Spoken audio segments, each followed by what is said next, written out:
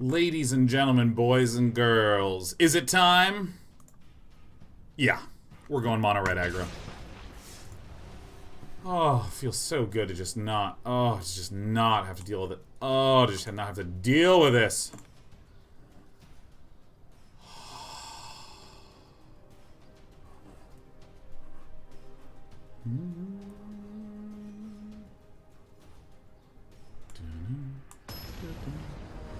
This is the burn version? Oh, this is the burn version, Chill Jimmy. Caladros, happy 77 month in a row.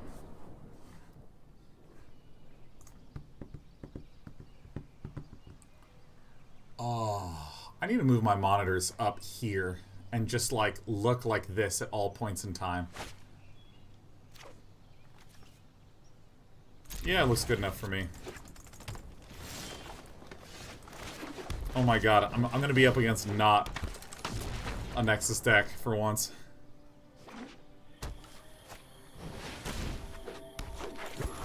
Mono red and best of 3 bold play, you know it, man.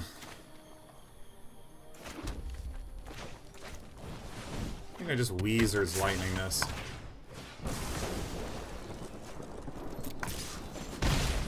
This is looking immediately like a Sultai deck, which we can kind of bonk through pretty quickly.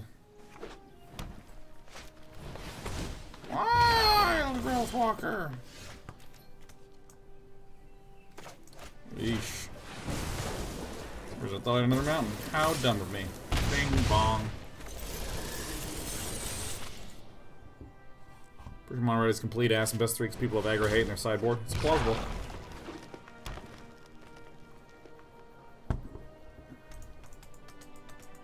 Is that it? Okay.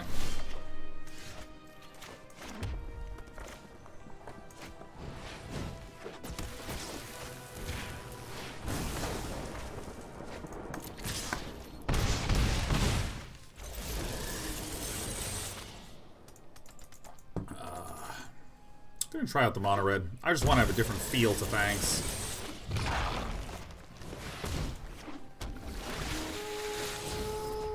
Zoinks, like hey Scoob. It's so funny that this is what I wind up against.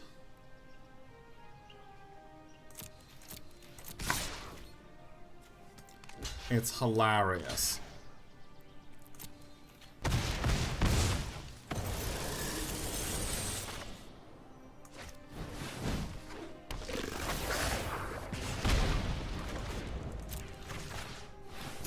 Still get there.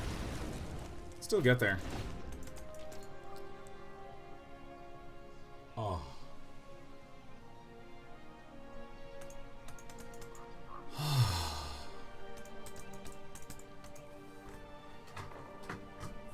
Alright, well this is good. This is good. G-O-D good. I'm sorry, I misspelled. It's G-U-D. Geed. Ah, yes. I battle for the forces of good. I battle for the forces. Is the neck still hurting? Neck's actually doing so good. Eek. In particular, much better form in Diagonal Monkey. Let me go ahead and shoot first, ask questions later. Seems incorrect.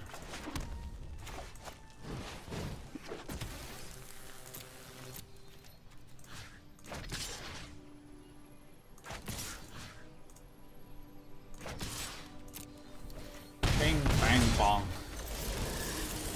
Yeah, I mean, I'm trying to work a lot on my form with my cankle ball slings. I think that is as wrong can be. That helps some, but is our opponent a dead? There is great power in the peace. Yeah, right. We just get him.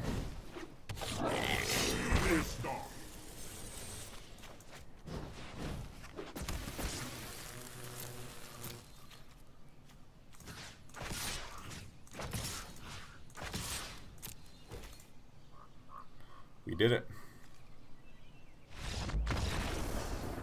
With my kettlebell swings, I've been like trying to work on my form, because, like, the problem is that, like, you swing the bell up, and then when it comes down, I need to make sure that my head goes down. I have a real problem with when it comes down, I lean my head forward like that.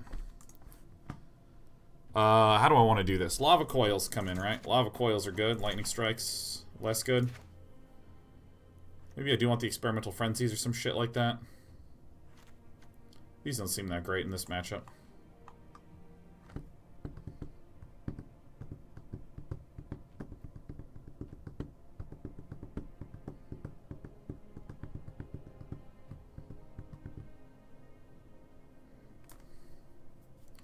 So you're not supposed to keep your head up, keep your back straight during the swing. Well, you want to just, like, I'm standing, so I'm keeping it straight, and then when I swing forward, you basically want to be, like, have your head go down, as opposed to this happen when you go down. Which, as I do right now, hurts. So I'm pretty sure I bring the Lava Coils in, I think. Maybe actually keep those as Lightning Strikes for the burn. And then, like, Experimental Frenzy and something like this.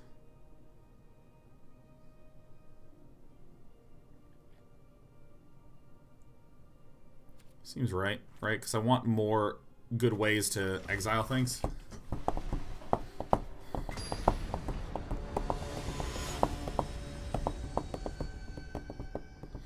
So yeah, the good news is that my back has absolutely no pain.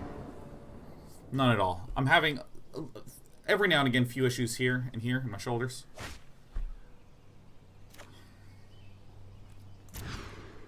Yeah.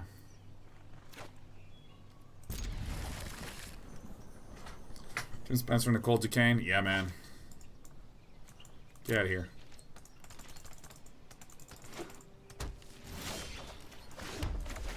God, that's a good draw.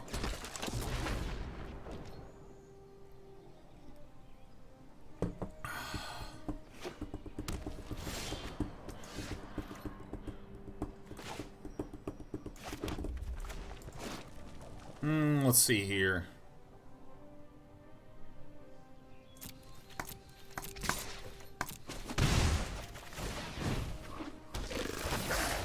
I have a strong feeling we're going to be up against a Jade Light Runner.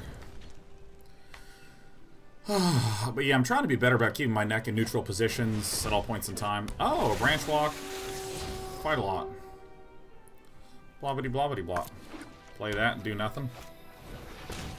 Elf Friend.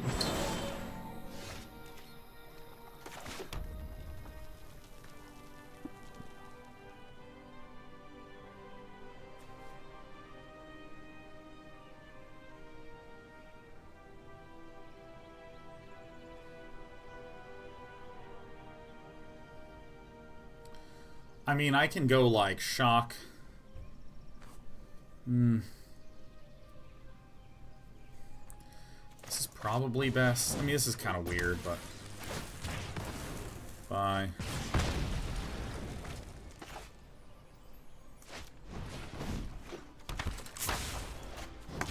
Something like this. Kind of want to keep the Wizard's Lightning. Because this is the turn that I actually have concern. Yeah. Toot toot. Yep. Keep. Yep. Keeps once and chucks to ensure that it stays a 4/3. Looks like land is not needed.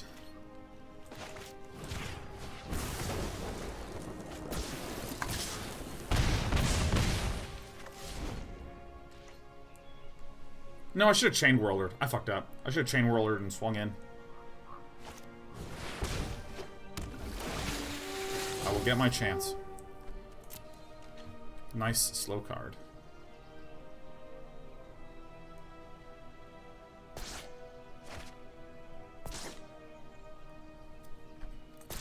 Well, that's not going to get shocked in, I don't think.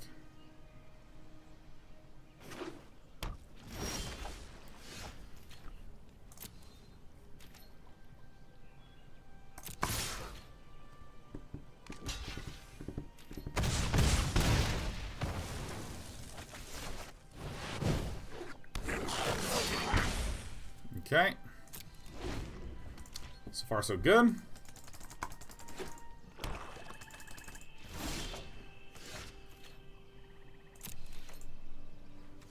Why didn't Finality go down? Alright, we did it. We're the best. Woo! I am the #1 guy.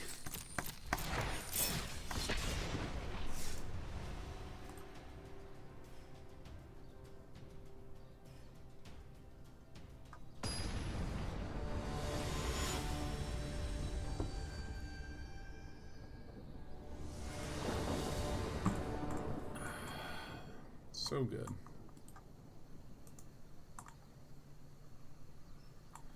Oh my god, I love this list a lot. Wow. I'm looking at other deck lists. There's this Monoed Aggro deck that I think is so smart. It runs 2 Deputy of Detentions, but it doesn't run 4 Deputy of Detentions. Is this hand good enough? I think we can go the distance. I say this because we have the Pyromancer, Wizard's Lightning. We have the Lava Coil to deal with a lot of obnoxious threats. Sweater looks comfy. It is a very nice, comfy sweater. Hello, I'm an asshole! Ah!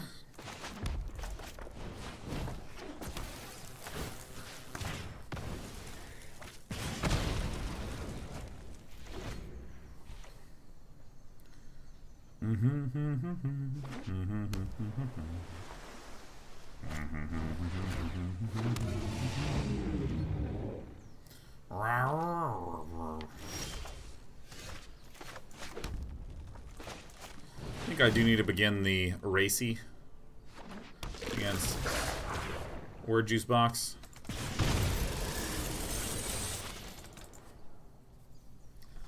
So again, maybe try to light up the stage a little bit. Why the immediate nuke of Merman? Because it's like such a good target to just pick off. Slows down all this curious obsession nonsense. People be playing some more Wargroove at some point. I probably won't play any on stream. I might just keep playing on my own. Okay, so now we're going to...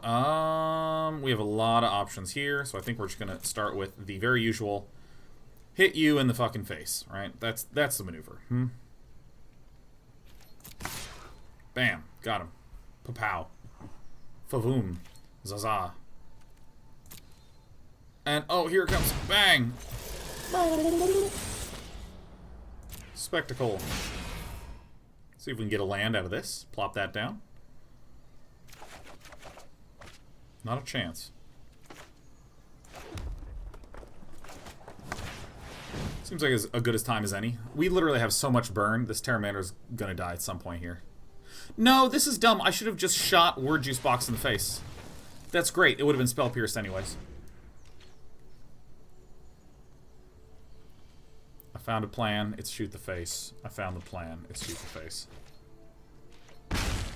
Fledgy Appleplant says, what's the appeal of a straight aggro deck? Is the satisfaction of speed? They're actually much harder to play than one might initially imagine. It's fun to say, like, mindless aggro red deck players, you know. In a lot of ways, I find some control decks are actually much more mindless than aggro decks. They just take a long time. There is so much false sophistication that people attribute to control decks. I like to play a very long game that has an interesting and evolving gameplay and game plan, and I really think it's that kind of sophistication that makes Magic a more interesting and rich experience. It's, oh, fucking eye roll, man. You just...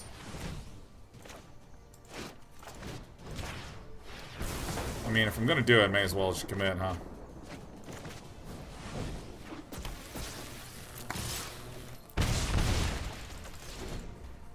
Red deck isn't that hard to play. I think it's actually quite hard to play. You do wind up with a good amount of just default Lameo wins. Which is fine, you know, everyone gets those default Lameo wins.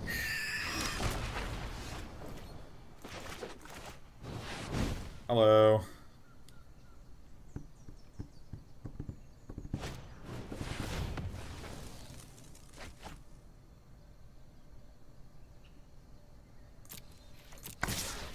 Put a Lava Coil, I guess, but I think I'm fine.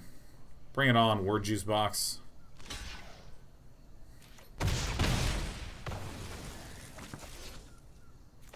Now the gamble I'm taking is that this last card is not a genie.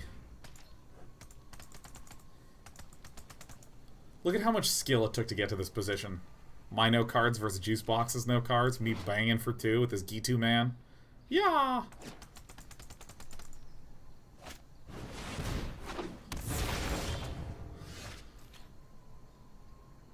What a fuckface. Ah, God. I don't attack. I don't believe it. I can't believe he's done this. This guy is going to be a little bit of a pickle.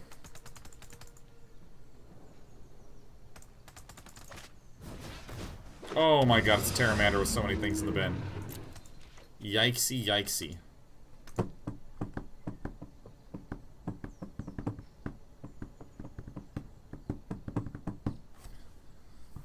Now, if I were a more skillful red player, maybe I wouldn't have even been in this position. I should have shot the face a whole bunch of times and been like, bleh. Should have played around Wizard's Retort with this last Goblin Chainwhirler. It is a good day to smash.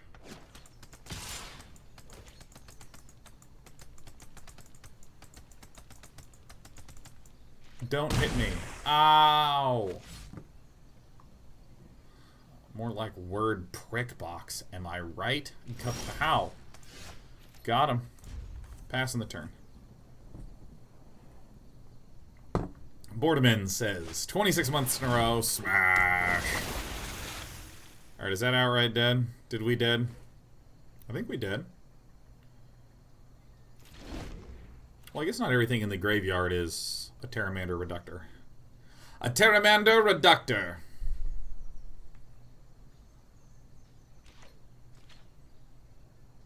Swing in the skies. Say no lies. So if I block here, this is getting buffed. I don't give a shit. This is a creature, this hurts. If it's not a creature, it hurts. If it's a land, that's the only thing that doesn't hurt. That's it, that's the only thing. We would have anticipated a land get played pre-combat. Whoa!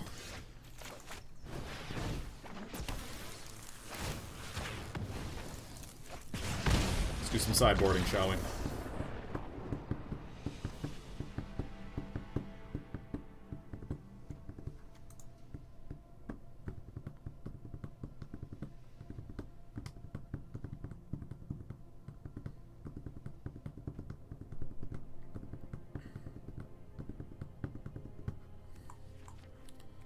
What's my other tool that I have here? This is it.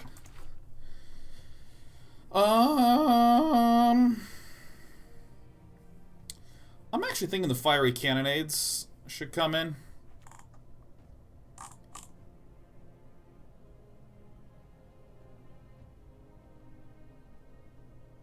Direct Current's also pretty good.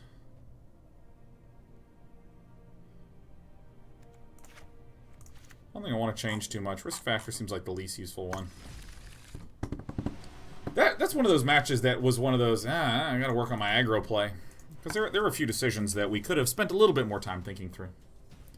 Love the Electrostatic Field as a side plan. Yeah, ain't that a juicy side plan? Oh. This just feels so good.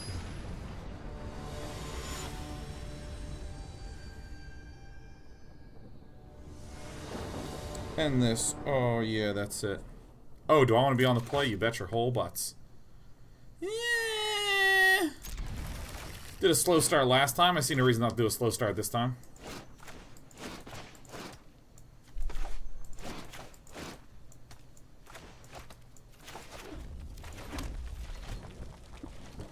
Happy Tuesday. Looks like one darn comfy sweater, man. Everyone loves this sweater. This sweater's a big hit. It is the hit of the day on this stream, man. Let me tell you. Alright, Word Juice Box. What's the game plan? I think the game plan is to shoot her. Alright, so no turn 1 play. That means no Pteramander, no Miss Cloteril. We do expect, though, we do 1000% expect there to be some kind of Merfolk Trickster coming down. We want a Merfolk Trickster, man. We'll probably swing with the Viashino Pyromancer first, light up the stage next, see what happens. Agrafos has subbed for 39 months in a row and says, I love you, Sean, even though you're playing mono red. You got me. Oh my god, a Surge Mare. That's cute.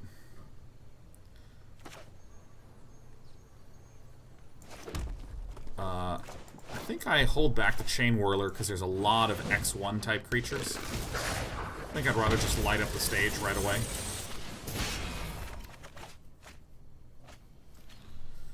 Risk factor is a shitty one.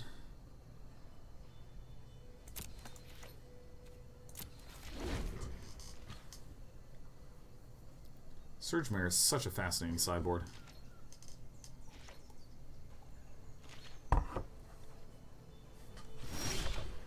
I think I actually need to move my monitor a little closer to me. Seems like it could be a good play. So I think I just let me swing right on in here.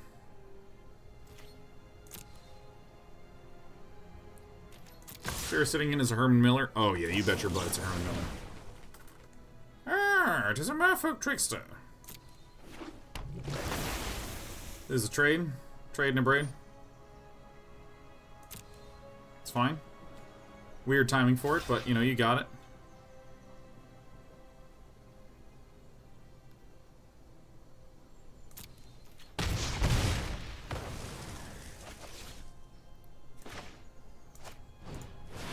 Gotta do this now, because we're losing this whole bin.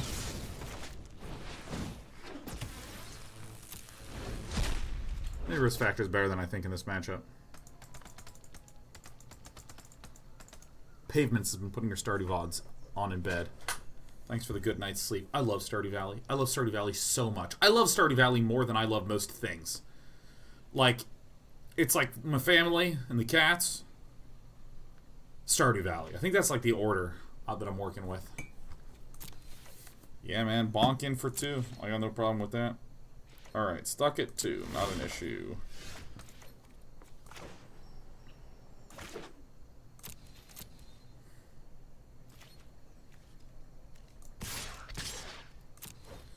Merfolk Trickster. Tap this. Okay.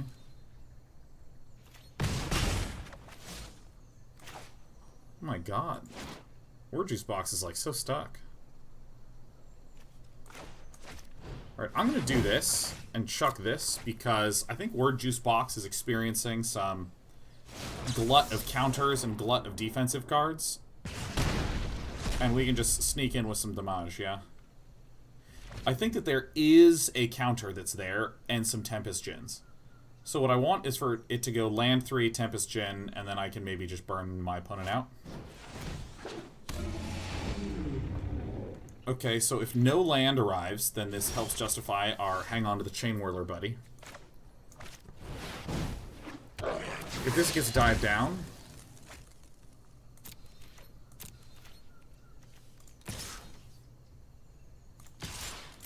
just gonna keep pinging.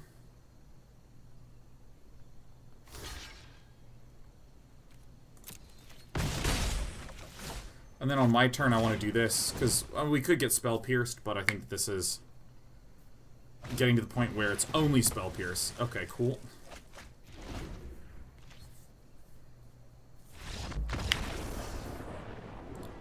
That was nice. Spell Pierce is just the only one that would have got us. Do I want to introduce more Lava Coils?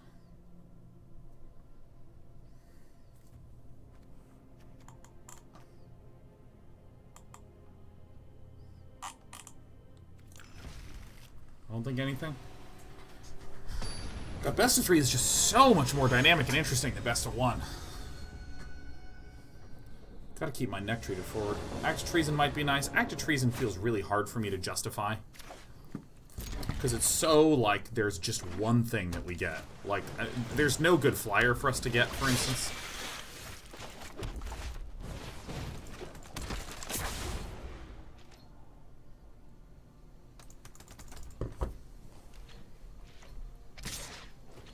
No Curious Obsession. I mean, generally these mono blue decks just win a lot when they hit the Curious Obsession.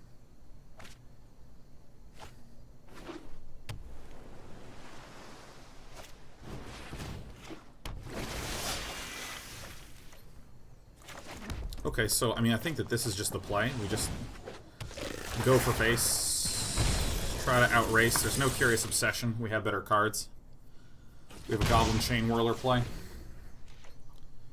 Really depends on what Word Juice Box does. I mean, I almost kind of want, like, one Curious Obsession. Okay, no.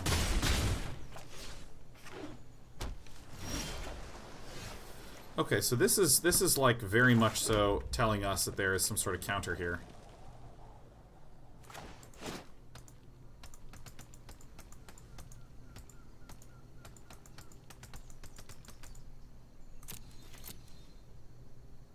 Alright, so I'm going to do like this first.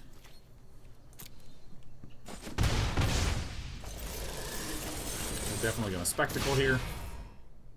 This could get countered, and that is okay by me. Without any Curious Obsession. And if I do anything, I want to do it on our opponent's turn. So we'll be playing both of those at some point here. I mean,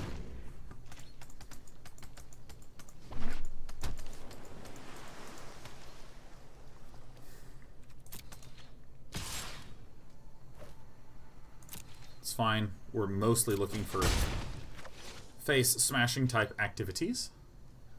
Now, why would this thing be back? Well, it wants to block, so, I mean, I don't see any reason not to do this.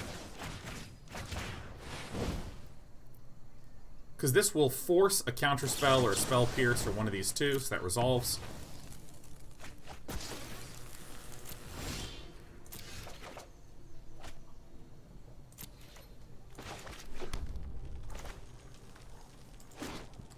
Could also... No, I think that Chainwhirlering is the best play here, because we're still so far ahead on board.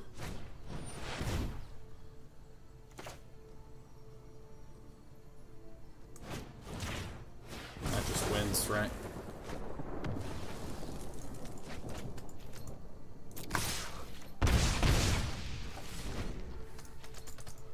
Ross JSG says, surely you should not make a land drop before playing light up the stage in the case you peel 2 lands. Broadly speaking, that is a correct statement. You want to try to Spectacle play first. But, in that particular circumstance, it's completely fine. It's not like we're behind on lands. So we just shoot out.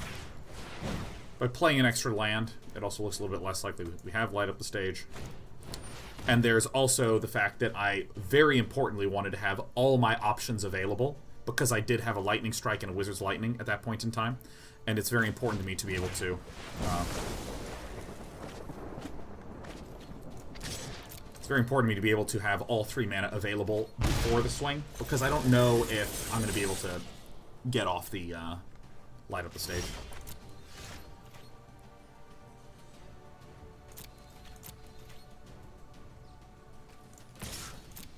So that's the big one.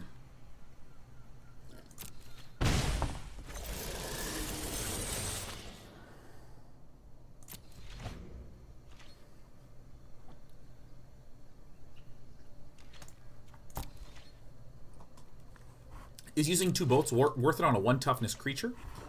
I would say that that's not exactly the question that I'm faced with at that point. The real question is... you know, what's the way that I would wind up losing this game? This game is really decided heavily. Oh my god, that's just such a disgustingly good draw. I don't even know what to do with myself. Okay, so... the way that we win this game is our opponent typically plays a small number of creatures. Then buffs and protects them. So if I can just remove all the creatures, like, it's hard for our opponent to step back in and do anything, so... yes, I'll happily spend 2 lightning bolts to prevent my opponent from really being able to do anything.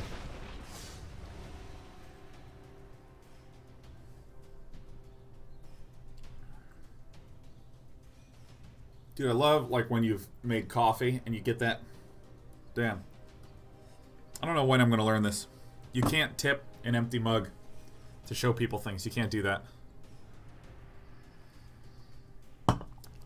I have coffee sludge in this coffee. Coffee sludge. Coffee sludge. Coffee dregs. It's like really sludgy today. Like, look, it's just like black syrupy. Eat it. Coffee sludge. Yes, put it into your mouth and chew it. Coffee sand. I'm the coffee man with the coffee sand. Alright, we're against zeros. Who's ready for dirty mono red? Day 9 is slurpy derpy, dude. What kind of coffee do you make? I don't know, it's fucking coffee, man. I don't know terribly much about coffee, you know.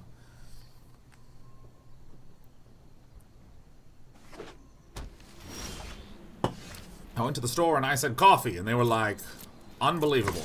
See, this is a circumstance where I can easily light up the stage first. Because there's a 100% guarantee I'm going to get there. I love taking trips to get there city, you know what I mean?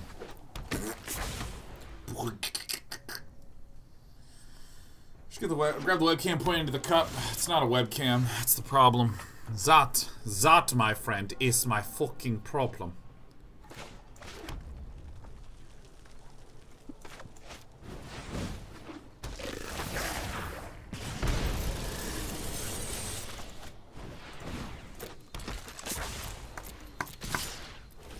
The amount of damage I've been able to do. I don't think there's any 3-mana sweepers in black, white, blue. Carnarium, I forgot. Oh.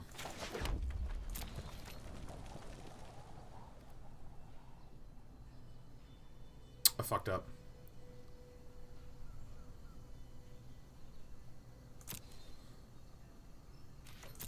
I missed out on a bunch of damage. It's probably the absorb.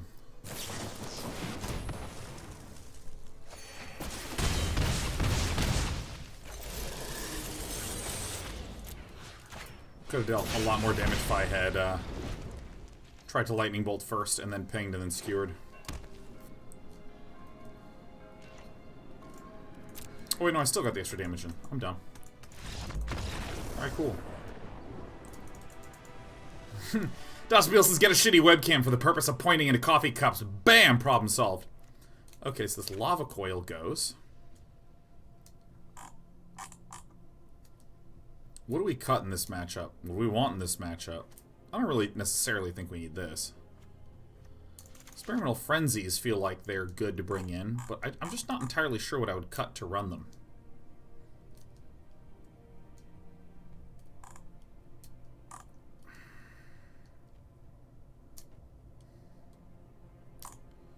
I think cutting a Skewer the Critics is actually very reasonable.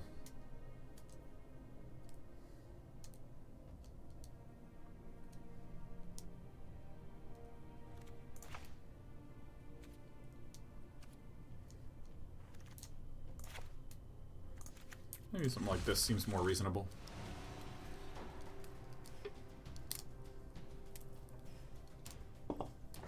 Dean TV says a Chainwhirler cut, maybe. Yeah, maybe you cut a Chainwhirler for a Banefire. That could be clever. Oh, I messed this up. Banefire becomes a lot more valuable when you have Experimental Frenzy.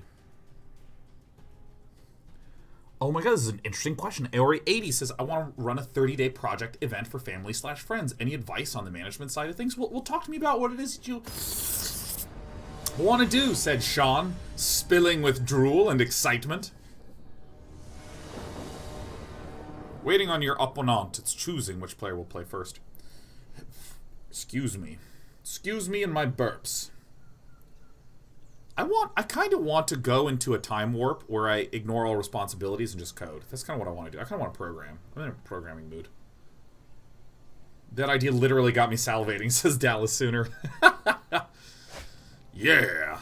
It is a good day to program. Well, I have the land to cast Experimental Frenzy, and I have an Experimental Frenzy. Is it detrimental to go experimental? Coding stream? It would have to be something I really don't give that much of a shit about, because let me tell you something. There is no such thing as how the fuck do I say that? Backseat coding would be a real pain in the ass. Do this, do that, why don't you do this? Why is this not the thing you're doing right now, D9? D9, you have to do this, D9! D9, you must! Oh my god! Ah! So that's one thing, is it would be a little bit painful, a little bit stressful. In some ways. Could be nice to have some motivation. Here's another thing.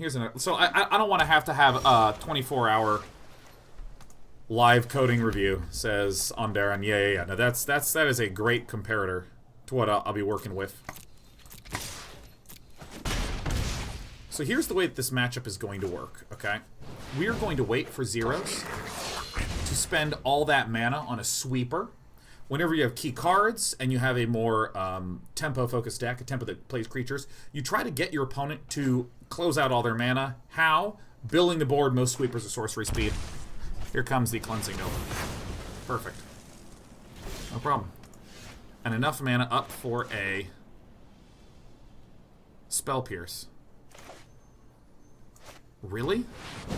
I almost want to just give it to them. Okay, never mind. You don't have a Spell Pierce. I was wondering why that was up.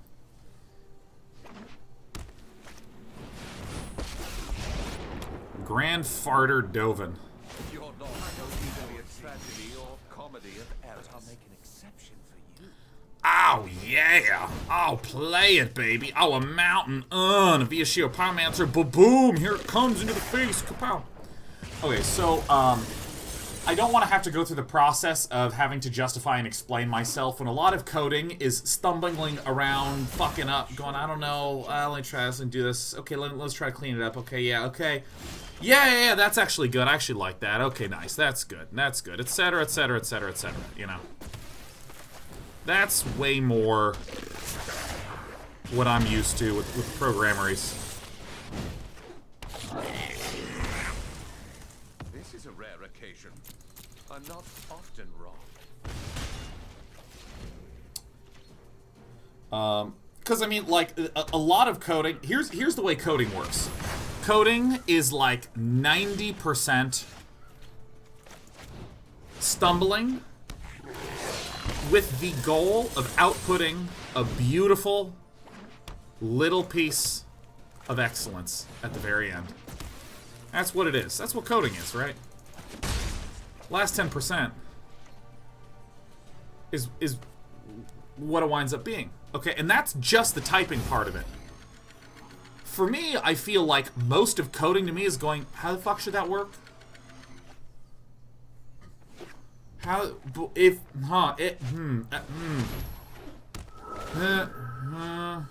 You know what, I will discard this card from my hand that I cannot play.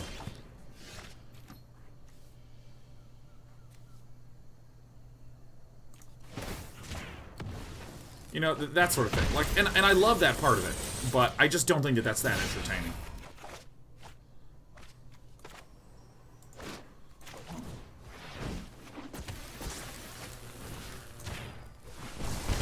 Now, if I had something really specific to do, and I did a lot of setup work beforehand, and I really planned it out, I can imagine that would be interesting.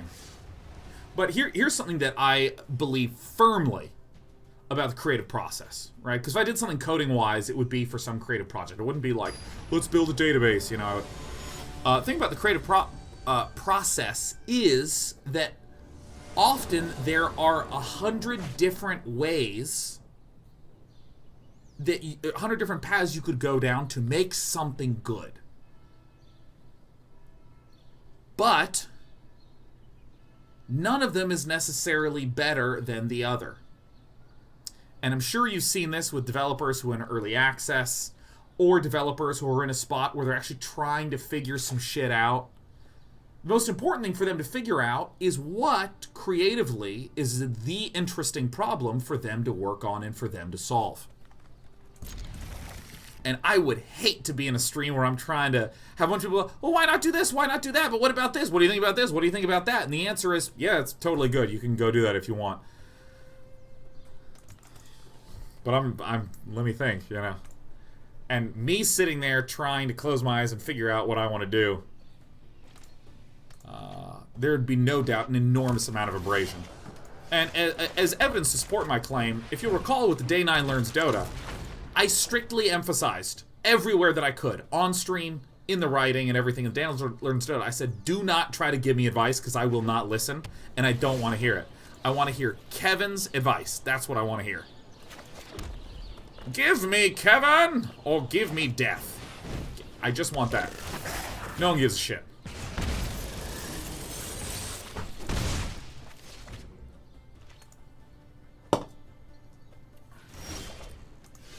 I'm just like, I have an idea! I don't want to share my idea! D9! No, and the fact of the matter is, that's not bad. Don't get me wrong. I'm using my, like, oh, god damn it, you know, kind of voice. Because it's funny. Right? But most of these... Oh, shit, it's sorcery speed. I lost out on damage.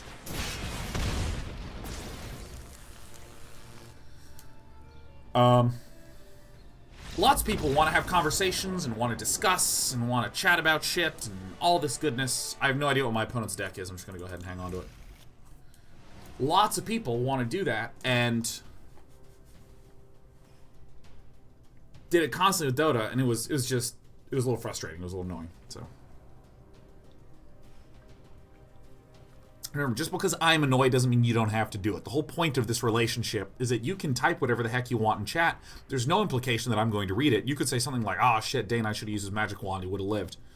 Sometimes, if I've just died and I read that, I'm like, "Fucking damn it all."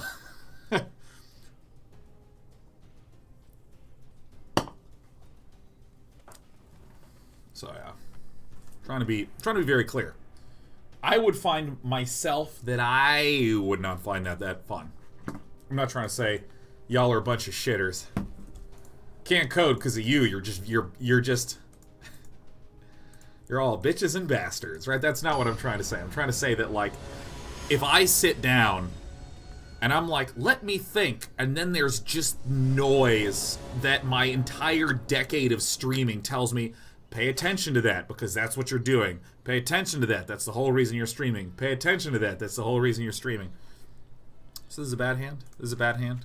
We have a bunch of things that need to become spectacle, then lightning. And I would find that really hard. I would find that really difficult, so. That said, I mean, I don't know, maybe once. The more monkeys, the merrier. Oh, it's the Gates deck.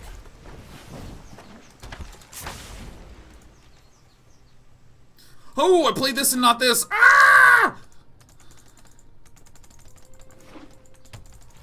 Technically the exact same outcome, but still.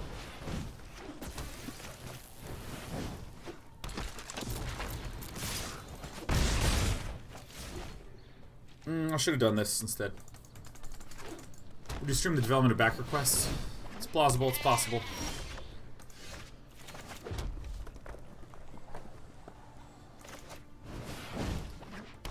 Alright, so if it's a goat's gates.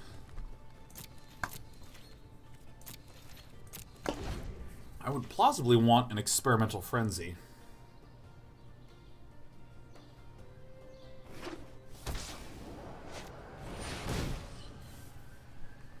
Oh shit. Is that it? Did we lose? Did we lose the game?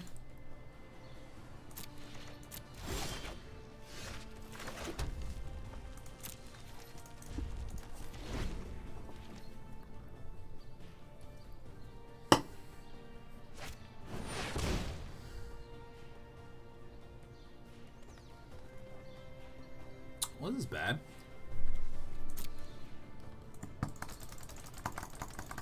So I think I do need to try to go under.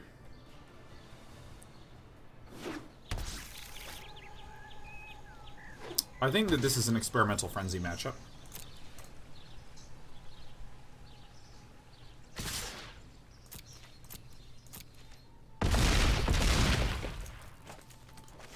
It's pretty good.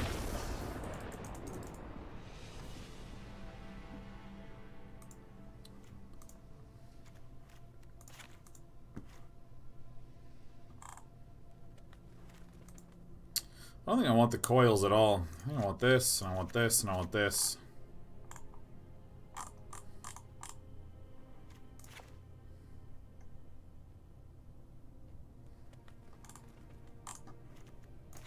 Probably don't need as many light up the stages. Act of Treason. What do I think about Electrostatic Field? That's a good question. What do I think about Electrostatic Field compared to all this other stuff?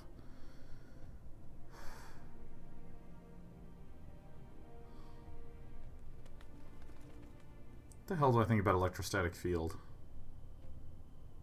Yeah, I think I'm going to need to do more cumulative damage.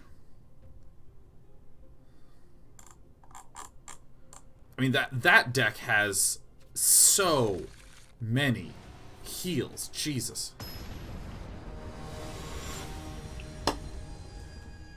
Act of Treason is not great because his 8/8s, when I Act of Treason them, they become 2/2s. Because he gets +X per number of gates, so... So I'm arguing we need to go for the Electrostatic Field because I need more overall damage. That it's too risky for me to be...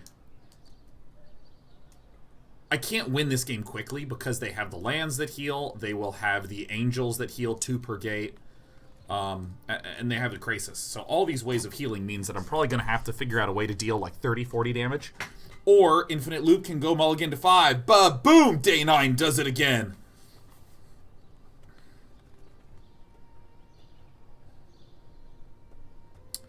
Colossus is always an 8/8? Yes, but the Gate Snooker Rams. I don't remember what the name of it is.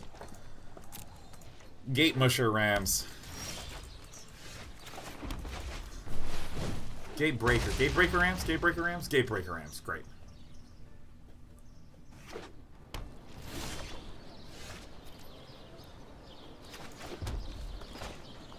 Did that in the wrong order. Don't yell at me.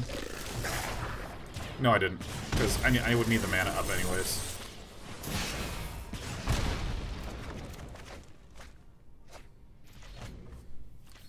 Yeah, Experimental Frenzy there is actually like pretty fucking grand.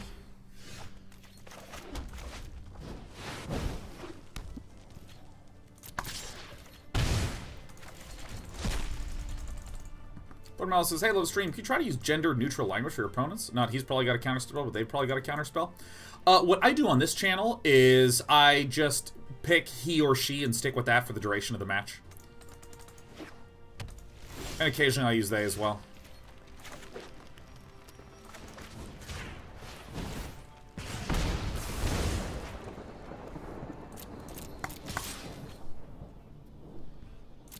Tis my goal. Because in particular, there's a whole lot of women and folks who identify as he, she, who play games, and that's not said enough, so. Just try to use the good old, use he sometimes, use she sometimes.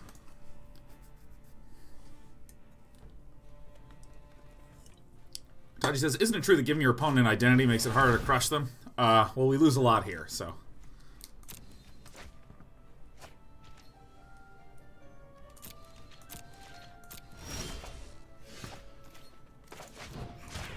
Alright, to the face.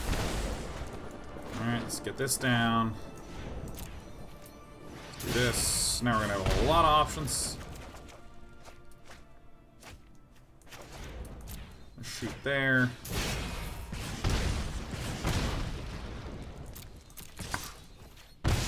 Boom.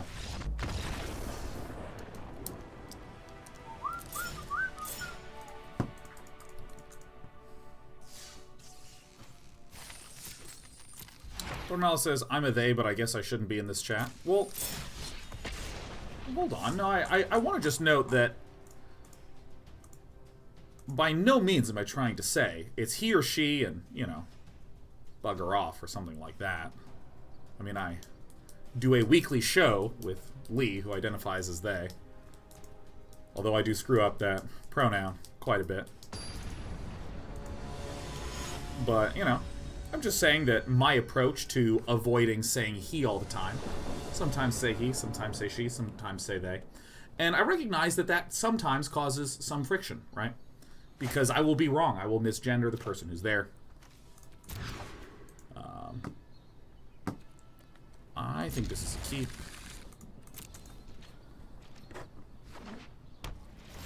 So this is probably, is it Drake's? So I'm going to do this. So I think the important thing is to note the sentiment, which is that, you know, if I have no idea, there's been a long history of people saying he a whole lot, and I've gotten a good amount of requests from people to use she a lot.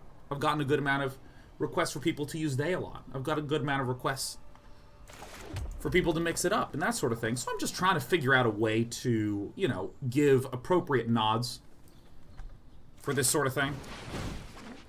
And by no means am I going to be someone who's like, God damn it, I'm correct. I'm taking care of it, so you can't be upset. Go fuck yourself, right? Not exactly the way I wish to rock, but, you know, my goal at the end of the day is to make everyone feel nice and comfortable. Sometimes that is successful, sometimes that's not, but I just got a little alarmed when you were like, yes, I'm not supposed to be here. I was like, oh man, oh no. You know what I mean? I guess I do run this out, yeah. And what I like to say, what I like to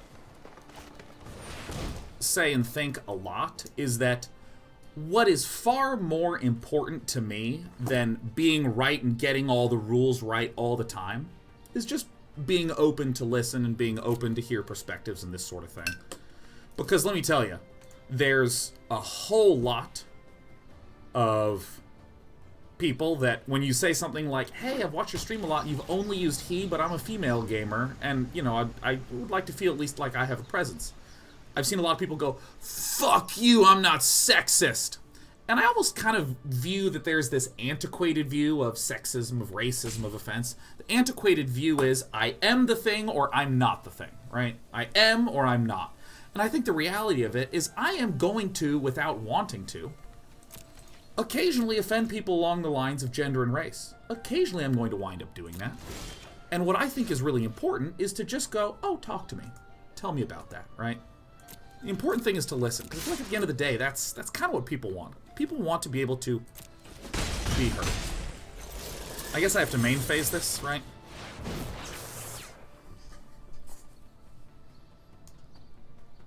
And I'm gonna offend people, I'm gonna hurt people, not because I want to. Not because I want to. And I want to be able to have the opportunity to go, oh no, hurt your feelings. Tell me about it, you know, let's have a conversation, let's have a relationship about it. And see, Thornmallow says something that's completely reasonable. Says, apologies, I guess I've noticed all the he more than I've noticed otherwise. Tired of Magic being assumed male. Yeah, I'm probably just being sloppy today, right? It is very well plausible that I have not used anything but he today. Because I, you know, fall back to just the usual habits of just going he. Because, I mean, if you look at, do I want, yeah, let's light up this stage. Especially if you look at just really basic documentation of stuff. There's a lot of basic documentation that just says he everywhere. Alright, gates ablaze. Faces ablaze.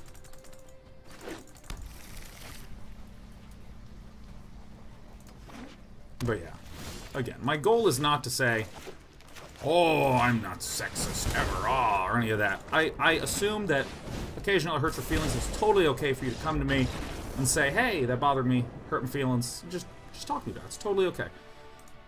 And I certainly get a little snippy and defensive sometimes, certainly. Don't need this, want one less of those, want this, one less of this. Certainly do that, but I like the idea of kind of like the opposite of mutually assured destruction, mutually assured patience. If both sides are willing to have an olive branch, things go better. So if one side starts pushing the olive branch, it can be easier for the other person to do. Oh, I forgot to do electrostatic. Thank you, Dallas Sooner. I'll have to do that again. But, so I firmly reject the idea of, you can't please everyone, so fuck this group. Don't take it off. Sorry, it's hot in here. It's hot now. I don't believe in that. Well, I can't please everyone, so I'm just going to deal with people being upset. You know, I want to share my perspective of why I'm using he sometimes, why I'm using she sometimes, why I want to use they sometimes. So hopefully it's a different way to let you know that I'm trying to it's a way I hope to let you know that I'm trying to listen to your concern, address your concerns. Not in the defense of, well, I did it, so, you know, blah. But like, hey, here's how I'm thinking about it. And to hope to continue to have the conversation. And also, like, here's another thing I recognize. By the way, apologies to any of you who might have been a little miffed by the fact that I'm trying to touch on a really sensitive conversational topic for a lot of people while getting the shit distracted out of me by this game of Magic. Like, the number of times I was like, I really care about... No, I think we should mulligan here. Let's probably chuck this back. Oh, yeah, no, but anyways, I really care. I know that looks a little weird, but...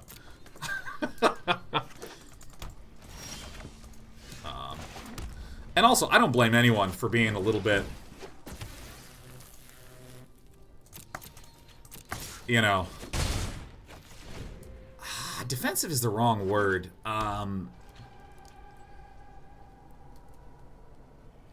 Preheated. I like that term, you know? If you've been dealing with bullshit in life for a while, you know, like, let's take it really simple. I mean, you know, if you are a female gamer who has dealt with bullshit for being a female gamer for a while, you have a lot of negative energy that's just there. Inescapably. Right? Like, that's through no fault of your own, because you just dealt with some bullshit. Actually, I'm gonna shoot. Yeah, die. Dealt with some bullshit, so sometimes might have more initial anger or more initial frustration in those types of conversations. And what I'm trying to say is, hey, I recognize that people sometimes have a whole bunch of emotion around certain topics. And maybe have a little more frustration and anger than they want to have initially. That's okay too, man. If you want to talk to me about it, and you feel like it came off wrong the first time, maybe came off too misplaced or something like that, always totally fine here, man. Always totally fine. Again, I think that there's, you know, another attitude I don't like is, hey, you've been hurt and bothered and, you know, XYZ, but I didn't do that, so don't be so shitty to me. On one hand, I respect that sentiment. On one hand, I do respect that sentiment. But on the other hand, they're preheated. You know what I mean? They're experiencing a whole bunch of past negativity. Ooh, yuckity duckity dicks. I'll wait till next turn to hurt you.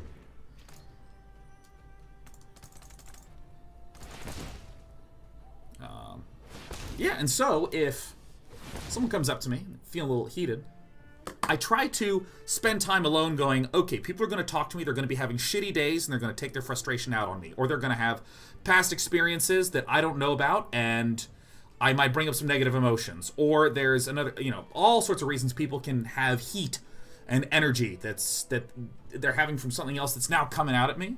And I need to be aware that that's going to happen. So I need to have a plan for when that happens. And my plan is, hey, uh-oh. Ooh, you doing all right? Talk to me. You doing okay? I'm not always good at that. I'm not always good at that. Sometimes I'm having my own shit, and I'm like, oh, fuck me, fuck you, fuck you. Yeah, yeah.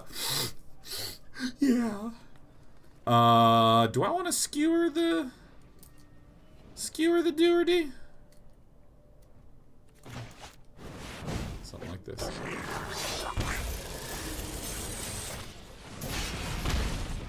That was pretty close. But, oh, Decklist is wrong on stream. Thank you, thank you, thank you, thank you. Oh my god, how long has that been stream? Oh my god. Oh my god, that's been wrong for... It's been wrong for so long. Thank you very much. That is a new thing I need to get used to. I have the old 4-color Gates deck up. Alright, let's go to decks. Paste, Decklist.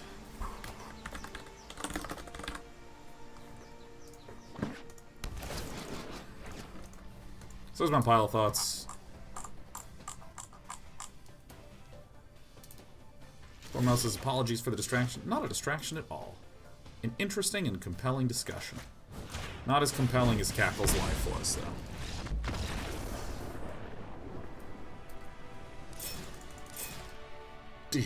Dig. Alright, let me go to decks. Let me mono red export.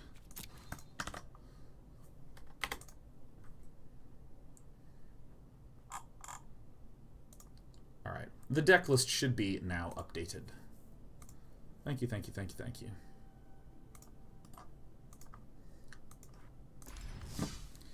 Yeah, I feel like especially in this modern day and age, man, it's so important to be careful to have a plan when you inadvertently step on someone's toes. Because unusually, compared to the history of humanity, I can just tweet something, and if I am just a random, you know, nobody from wherever the heck, like 800 people can read that shit. Or if I am someone who even has moderate social media reach, suddenly there is a metric shitload of people. I think I want to Ghitu Lavarunner for the light up the stage. So yeah.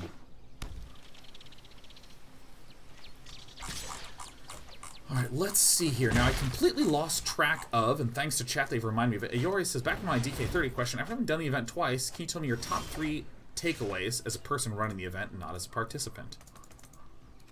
Oh, okay, so this is Draco Wanabako.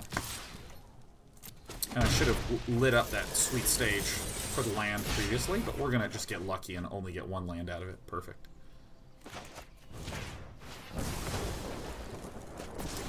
Top 3 takeaways. First of all, create very easy weekly or even daily structures for people to plug into. So, for instance, if you just say, come up with your own plan, it's kind of hard for people to plug into. But if you're saying, here is exactly the way, to come up with a weekly schedule. Here's what to do on Sunday. Here's what to do during the week. Here's what to do on Sunday. You know, so you can, that's what 1 week looks like. And you start actually giving instructions. The human brain loves concrete shit. I just lost the land because I'm talking and not paying attention. Whoopsie dipsy. People love concreteness. Love concreteness. Helps so much. Helps so much to be able to just think through things. Oh.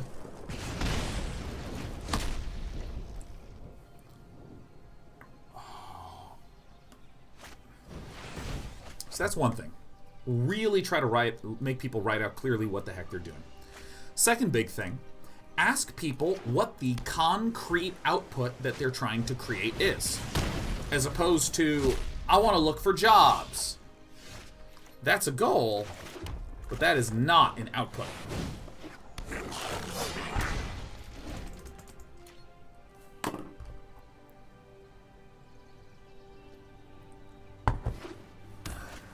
Not, I want to look for jobs. I want to submit this many resumes in this way.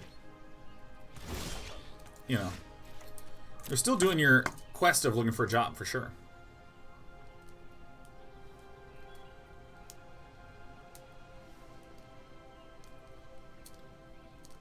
How did he adapt that? He has 8 things in the graveyard. And it only requires a smidge.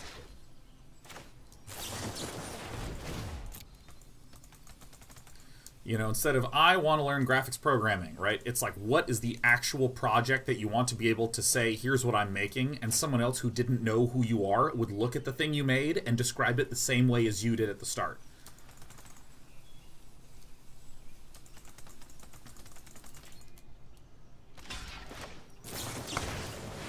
Shocking. Countered.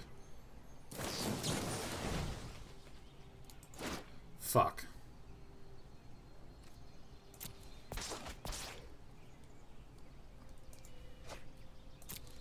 Dive down gets us. Next. Next. So yeah, easy schedules plug into concrete outputs.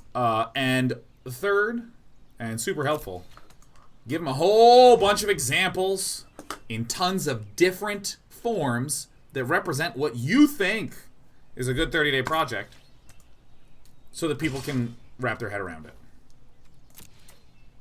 Because if I say something in StarCraft like, make a lot of probes, Never stop building probes.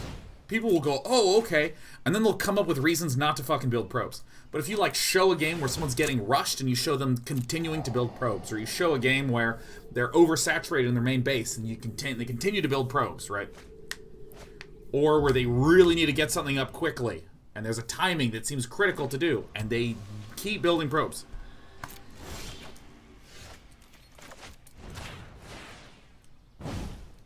Things like that.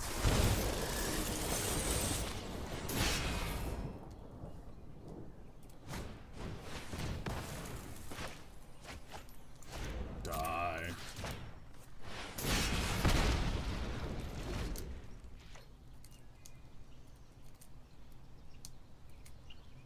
So that's my advice. Hope that's good. Hope that's good. Hope that's good.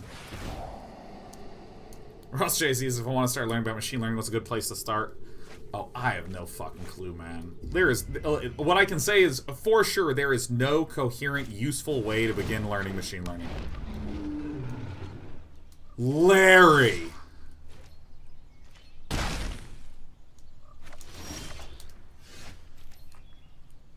Alright.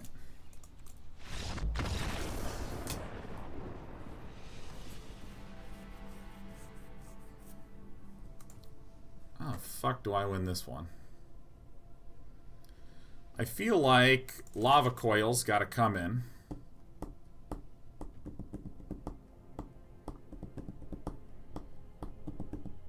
Cartachet says, hey Sean, your stream got me a perfect night of sleep yesterday. You owning in Magic helps with my insomnia. Keep up the day, MSR.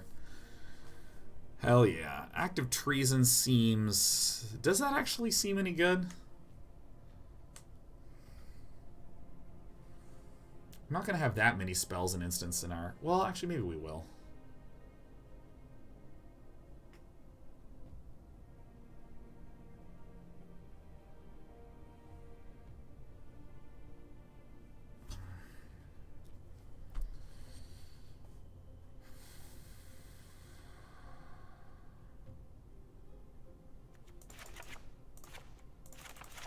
What do we think about actually doing this? Alright, so we have just like a shitload of burn. Just like an absolute fucking fuckload of burn.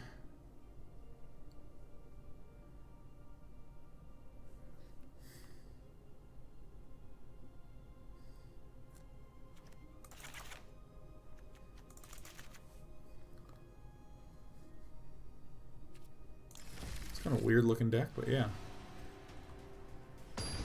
We have enough spells that if we were to steal a Drake, we'd get a bunch of damage. Alright, we're on the play. Sure.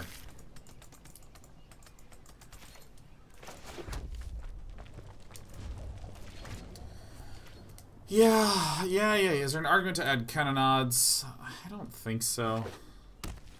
I mean, it still gets hit by dive down.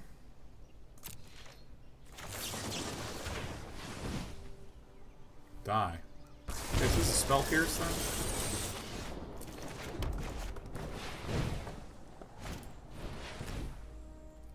Opt. Okay.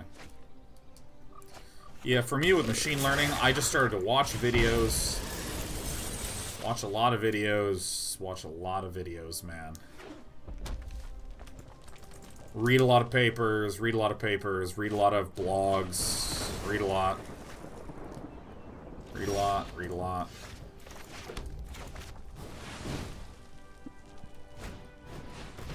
Alright, he's opting.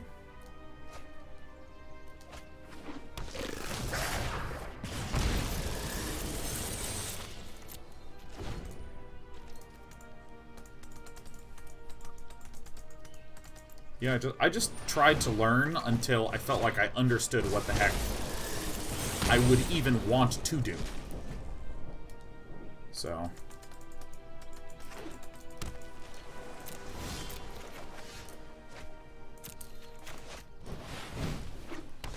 So this can still be spell pierced. I'm actually going to do this because I believe our opponent has a spell pierce. But also has a Drake, so I think I'll be able to get the light up the stage down on this turn after the Drake gets played.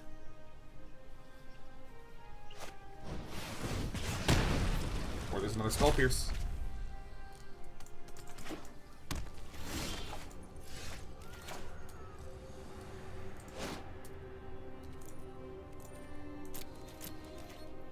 Let's wait.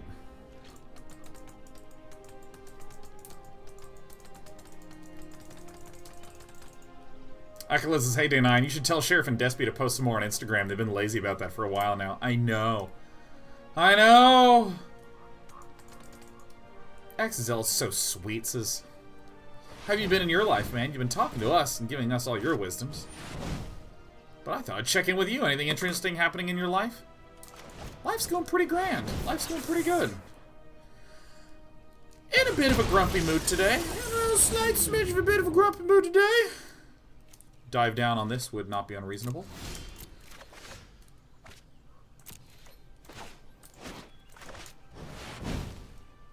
Spell Pierce again. Could be good. Wow.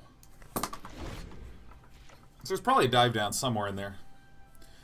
Yeah, so I've been okay. I mean, part of the reason why I'm not, like, amazing is I kind of didn't sleep so well last night. Kind of woke up on the wrong side of the bed. Double blue being kept up. Maybe double dive down. I really need to get that Experimental Frenzy down. Didn't sleep so great. Meh.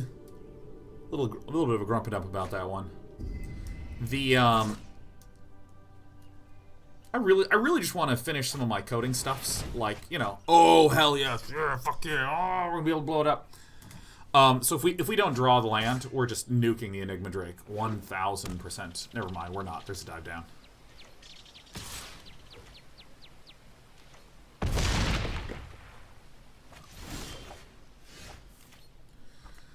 Alright.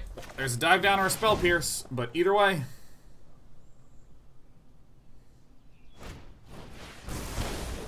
Nice, you got me. That was a very good bluff from our opponent to keep that up the entire time. I've been working on this machine learning project, and there's so much learning and grinding and adjusting that has to happen. It must happen. Why didn't we Lava Coil the Drake, says Maldarian? Because I presumed that our opponent was keeping up mana for a dive down. Our opponent had kept up mana for a dive down a lot.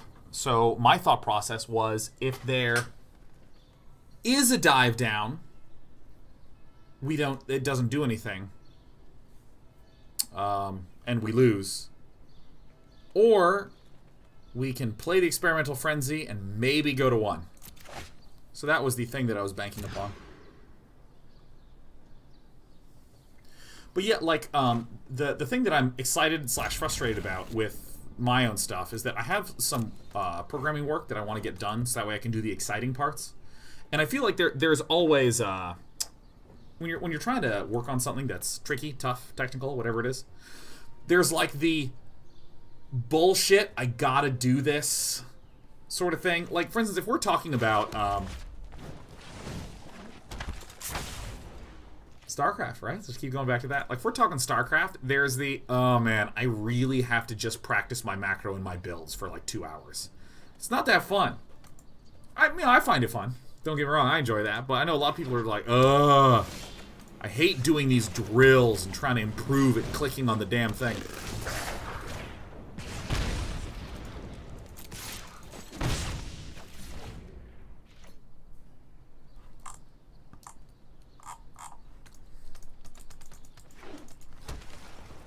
But, you know, you have to do that to be able to get enough skill to be able to do the important shit. So that's sort of where I'm at. I gotta finish building out some infrastructural stuff. That I just, like, don't really want to do. Sort of procrastinating on it. I'm not procrastinating, but, like, I'll do it tonight. I'll do it tonight. Also, Banksy Collective says if he had dive down, he could have cast it to pump and win anyways. Maybe, right? Not 100%, because we were at 11. His Drake was at 9. If he had a dive down, he would have cast it and would have had 10 things in the bin.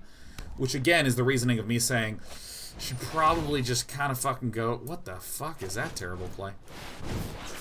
I should probably just go for the cross my fingers. Because again, if I Lava Coil and he doesn't have it, then... Or if I Lava Coil, he can have both Spell Pierce and Dive Down. But, you know, if I Experimental Frenzy and it's just Dive Down, maybe there's a chance that I can survive at 1. But we're not strictly dead. We're not strictly dead.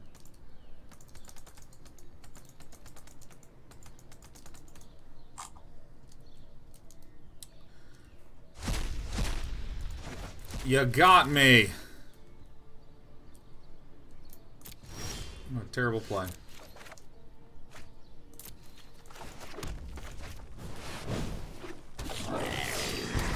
Never a main deck Unmoored Ego. It's a complete waste of a card slot.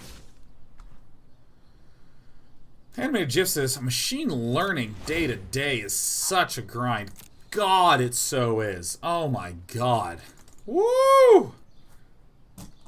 Alright, let's run this experiment. How did it go? Oh, it didn't really learn. Okay, let's adjust the architecture of the network. Alright, let's run it again. Okay, it learned a little better. Okay, let's run it again. But every one of those run it again is like 12 hours. Hey, thanks, Imperium. Thank you.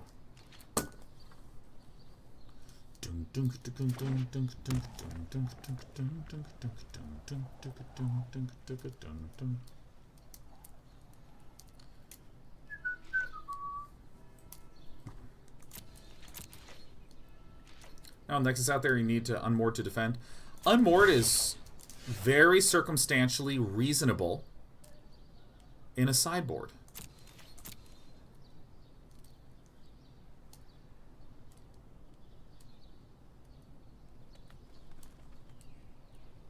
Very circumstantially reasonable in a sideboard. Not good, Mando. Cast down. Good game.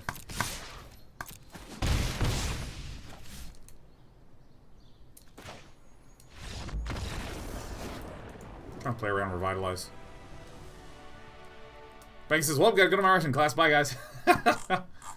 Cheers.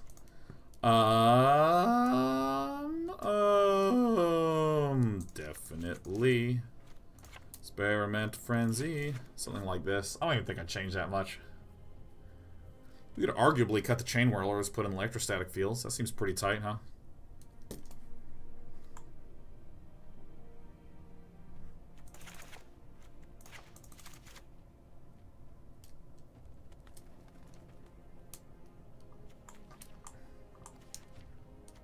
Yeah, fuck yeah.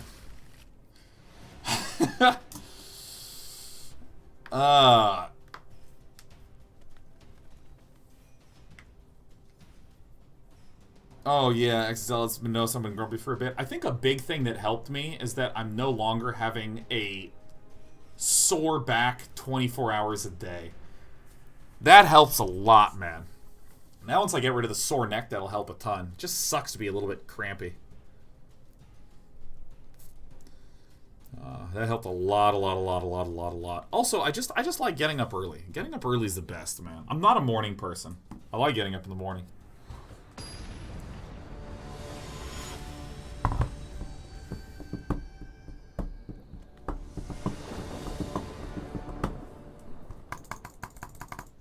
Waiting on your opponent. Yeah. I don't like... I feel like I have done a lot of, like, staying up all night at LAN parties, and I have fond memories of that. But, like, the older I get, the more I'm just like... Getting up early is the best, man.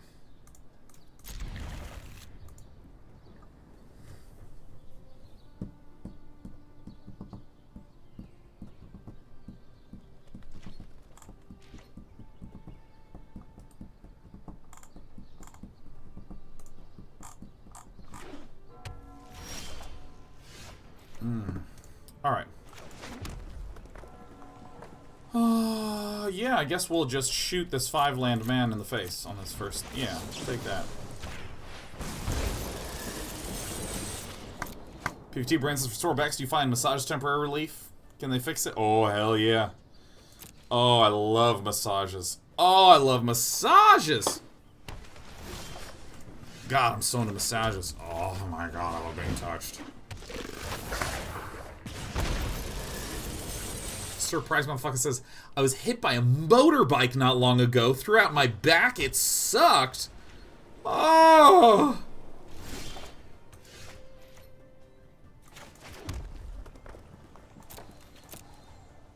So there's not enough mana for Absorb. That's 2 blue and a white.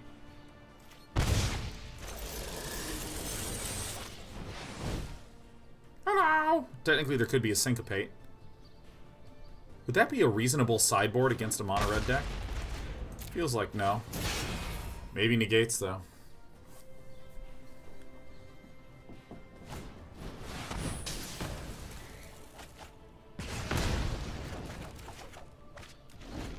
Okay. Okay.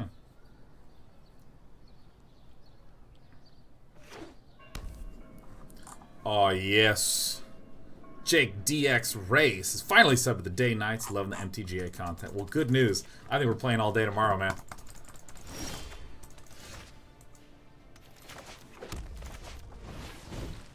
Does this look like a Settle the Wreckage to you? Because it sure looks like one to me.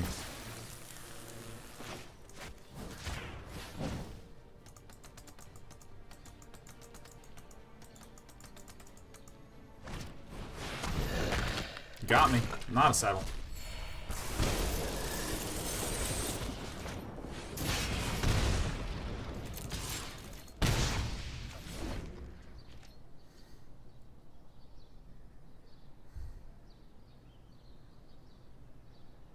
Admiral Audio says, do you ever go to those cheap $20, $25 reflexology massage places?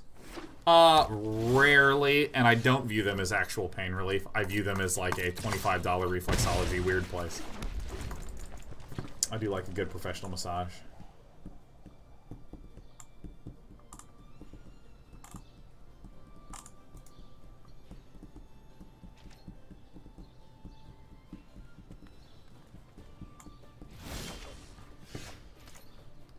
Alright, did we do it?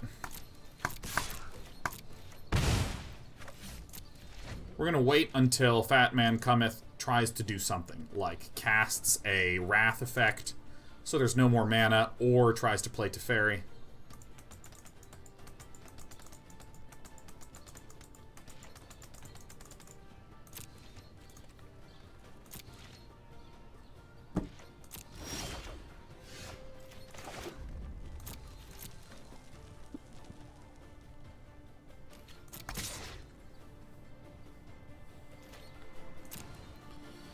Alright.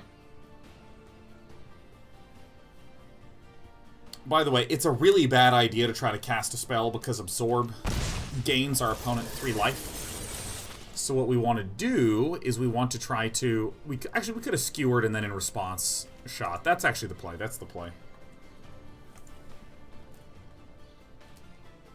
But we want our opponent's mana in a tapped out spot. Especially because we're just beating down with the Viashino Pyromancer. It's like no Chemist's Insight was cast that day.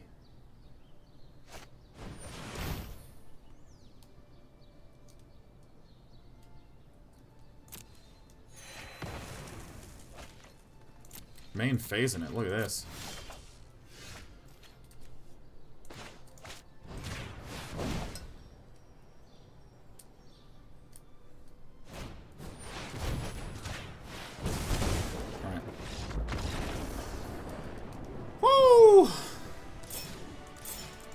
Played it out good. Yeah, we saw the Skewer shock play after the fact.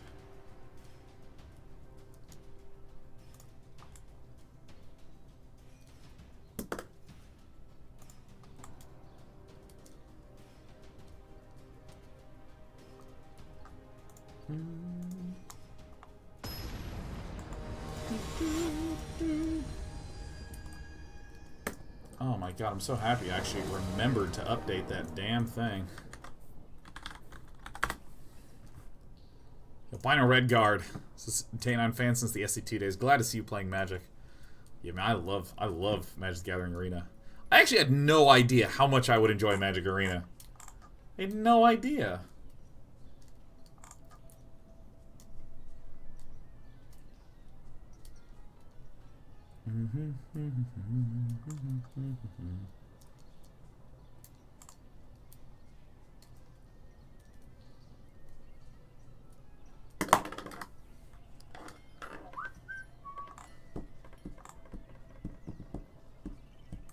Alright, and we keep it. We did it. We did it.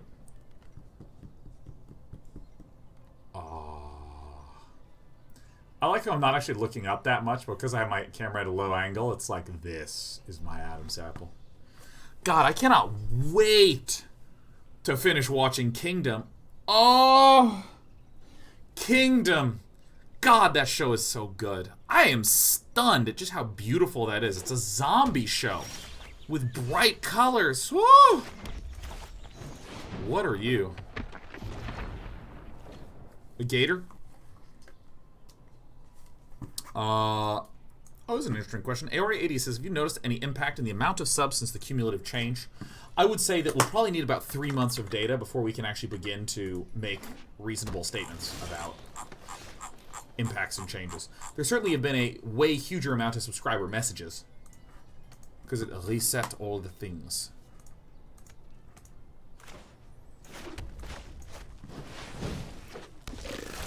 Boop boop be doo, Niv, I will shoot you.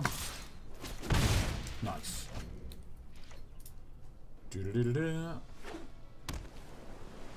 Even then, man, I gotta say, yes, data's an important part of our lives, and data is the future.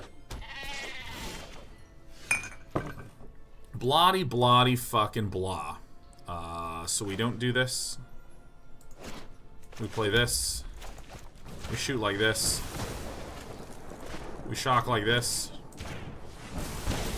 Let me run this out. Like, yeah, data's great, but I actually think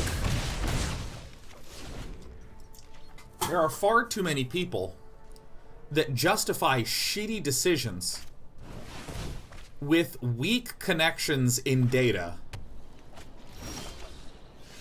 There's so much of that garbage, man. We did it, we killed Niv, it's a Gates deck, and we know how to play against it. We'll talk about that in a moment.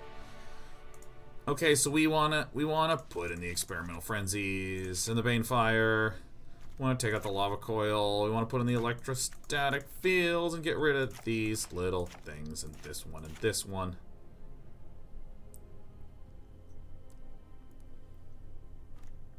And this one. No, I just think there's like so many people that just look at some data and they're like, I believe that this is 20% bigger than that. I am going to draw a conclusion from this. Like, you take some statistics classes, and you know what a shitload of like statistics is that's like at the introductory levels. This is the stuff they're hitting you with right out the gate.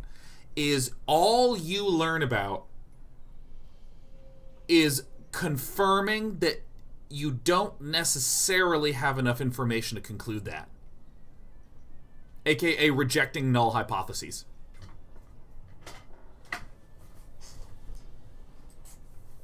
Actually, Firespoon, you've articulated this really well. You said, what I find really interesting is the way people impart narratives on data to determine their own predetermined conclusion. Yeah, no, that's the thing, is that someone is like, I believe that this is a more successful model.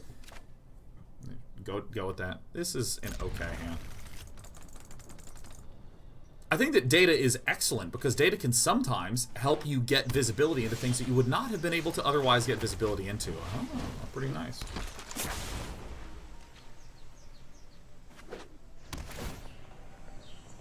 Yeah, man, fuck. It's just like so much.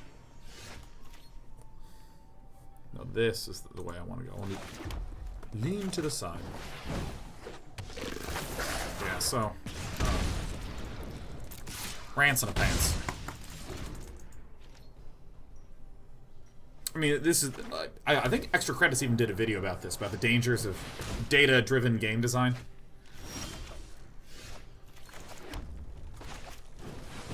Well, our hand is becoming landy. You know, where you get people who will say that, like, ah, yes, we believe that this metric measures This metric, if this metric gets high, we believe the game will be more fun. The metric starts to get high. I don't care, I'm shooting main face.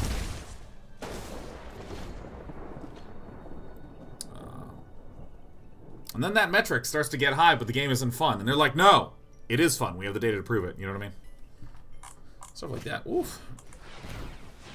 XZL says something kind of random.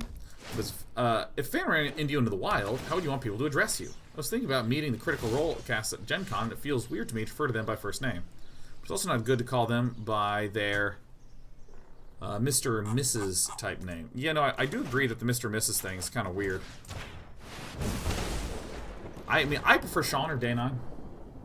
Then if we meet, I'll happily be like, call me Sean.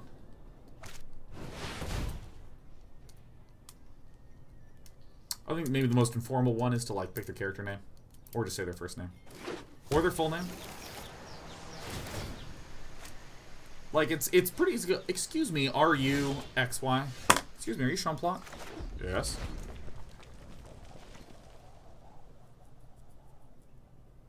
Aaron Toy says, data is dangerous in negligent hands. It's such a great quote. Woo!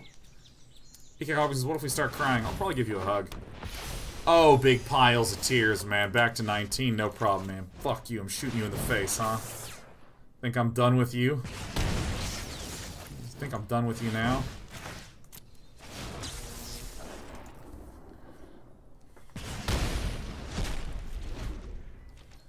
Onderin says, metrics are made by humans and therefore flawed. YouTube changed their metric a while back, and now we have so much junk on there since it rewards less meaningful interactions. Oh, yeah, you know, that's like a really great example. Because, like, when I was early doing streaming shows, especially doing the Day 9 daily type stuff, good lord, we're dead. Especially in that period of time, you know what a lot of people told me? Sean, all the data shows that if you make short, top 5 videos, that they perform better than these 2-hour-long analysis videos. Yeah, fuck. All the data shows it. You know, it's easier to do. It's evergreen. And I was like, no, I believe that this is the kind of content I want to make. Well, your loss. We're gonna make these clickbaity-ass buzzword fest. And you know what? Some of those videos would get like 300,000 views, but like, yeah, we died. All those people who suggested that and all those people that followed that advice went kaput, are nowhere to be found. Good game. I think we have the best possible deck. It's one of those interesting things where, you know, because they would say, you did this video and it got like 100,000 views, but this 5-minute video, this thing got 350,000 views, therefore this type of content is better. And I was looking at like, well, I'm able to make 5 of those 2-hour videos every week. I can make 1 a day.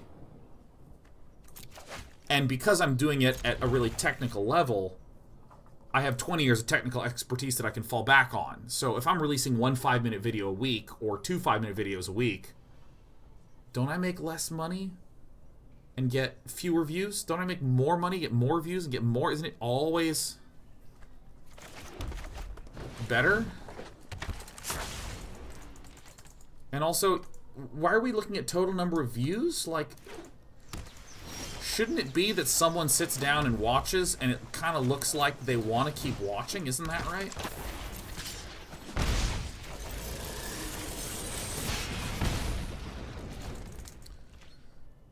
And Eric and I were just like, well, it seems like people watch our stuff start to finish and care about who we are, and they don't care about who the makers of the 5-minute videos are, so. Doesn't seem to make a lot of sense to me.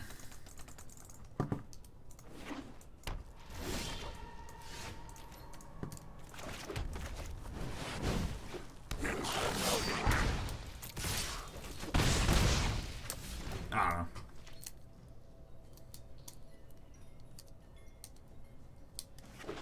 And it's actually kind of funny because, like, in social media, there was a huge push for a number of years to just, like, it's just about the subscriber and the viewer and all this other stuff. It's just about that. It's just about that. It's just about that.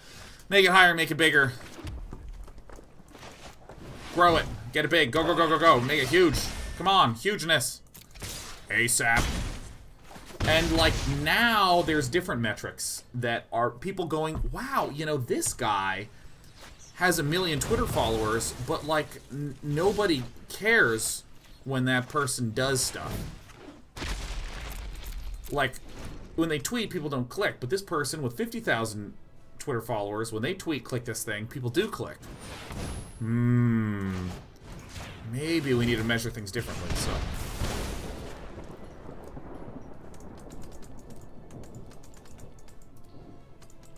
So now there's, like, metrics coming up to try to better align with what makes sense. And again, it's like, if the humans are the ones...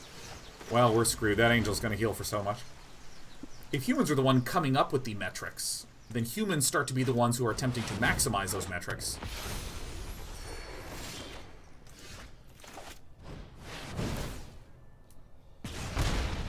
Experimental Frenzy. You wind up with a whole bunch of people trying to maximize something that might not necessarily be the good thing.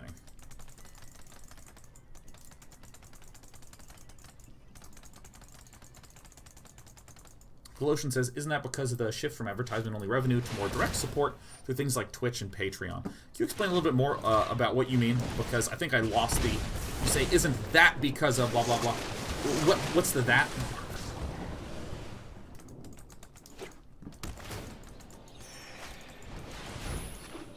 Alright, I'm hanging in there.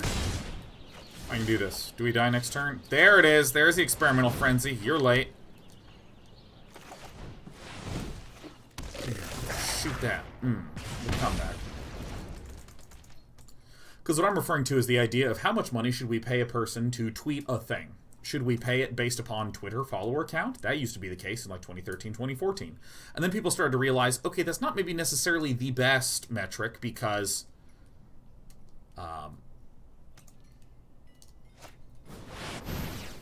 because the million Twitter follower person literally gets fewer click-throughs and fewer results than the 50,000, this other $50,000 follower person. We died. Solson says the shift in how people are valuing metrics, views versus engagement. What I'm suggesting, though, is the shift to things like Twitch and Patreon are sort of orthogonal. They just don't have anything to do with what I'm talking about. Because what I'm talking about is people had an old view of a metric, which is Twitter follower count should define how much money someone gets paid. Now, that's a portion of it, but also there's other metrics like, okay, well, you might have a lower number of followers, but there's another way to measure that people who follow you really do care about you. They're not just, you know, derpy robots.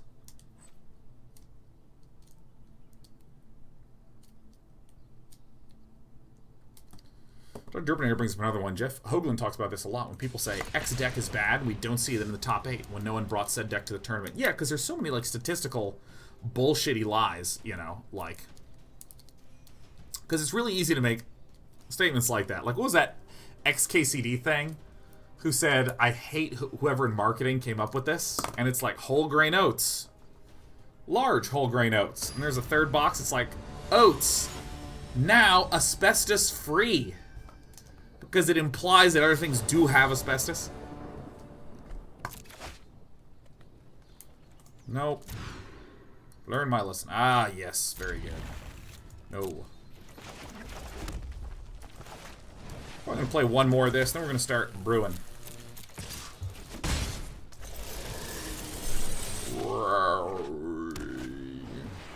Hunted Wapness.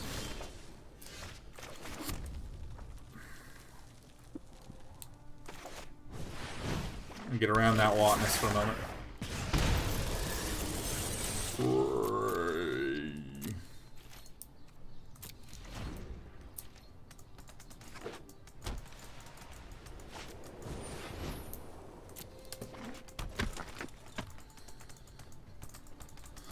You want to bring it on? You want to bring it on, Mustache Man?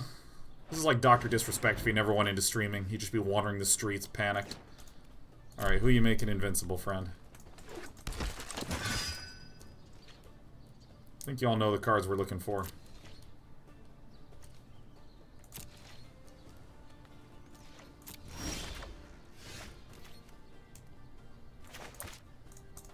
can go ahead and keep the monkey. It's very flexible.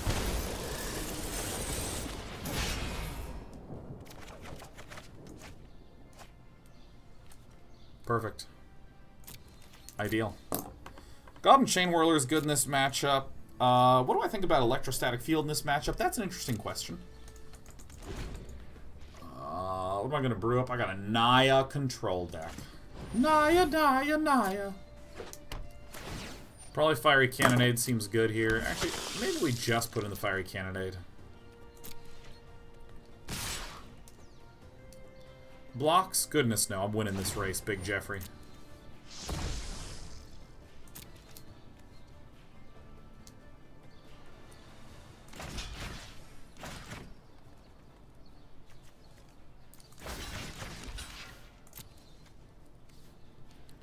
So I do the blocky thing, and then I shoot this guy. Assume Electrostatic is quite good in this matchup. Yeah, maybe we just go for a slower, more control-y type thing.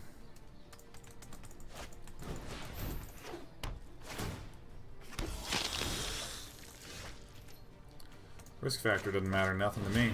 Shoot this. This light up the stage comes in here.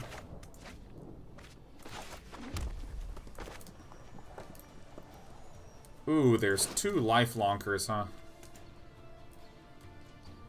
You know what? I bet I can do it faster. No. Yeah, I think I ditch out on a lot of my baby cards for babies. Should obviously trade this, yeah. Yeah, I'm just gonna concede this game and move on to the next one.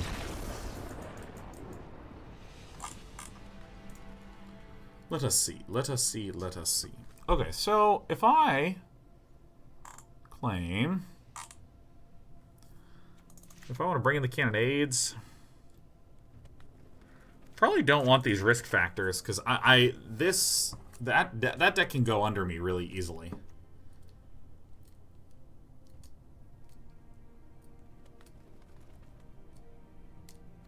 Maybe I actually cut the Ghitu Lavarunner and just keep the diagonal monkeys.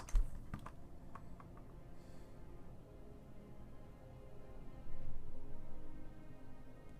think I actually might even want this. Or maybe just more Lava Coils, more just like hard removal. I think we'll be able to outdraw with Light Up the Stage. Maybe I want a direct current in a Lava Coil. That seems pretty good. I think it's actually probably better to have the Lava Coil in there.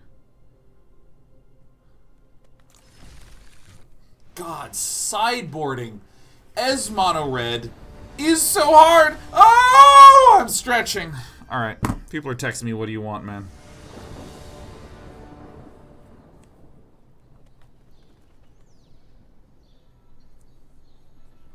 All right. Do I want to be on the play? You bet your butt I want to be on the play. You bet the entirety of your butt.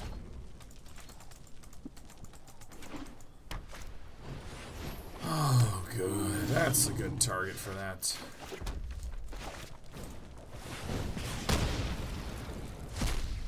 I think I want to use my removal more for the killing of their things, I think. Because I have more draw with Light Up the Stage, yes?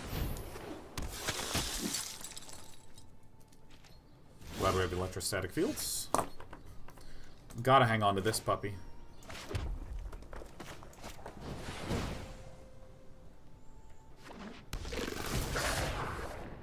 Shooting a lot of people in the face with our Viashino Pyromancer. We're gonna go ahead and light this stage up. Oh my god, that's a very, very good pairs of cards.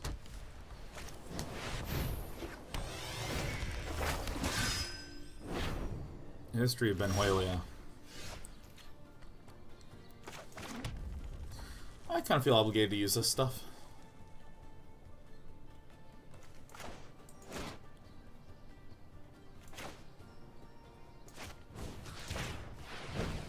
If you want to pay for life, you got it.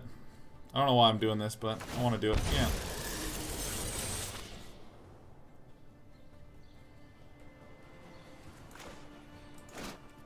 That's stupid. I shouldn't have even done that. I declare I don't know what I'm thinking. I don't know what. Should've just shot the one guy, man.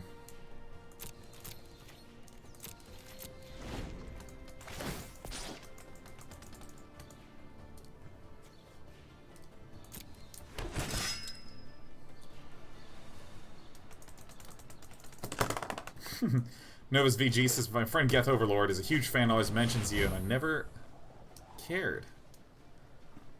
Finally decided to check your channel out, you reference XKCD. Here's a sub, my friend. Yes! When the bar is low. Also, XKCD is pretty tight. I do like it quite a bit.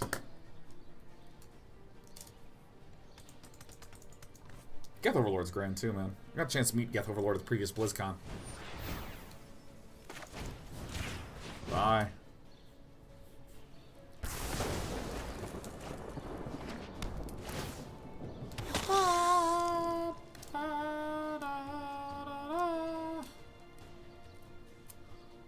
Dude, we are shutting this down.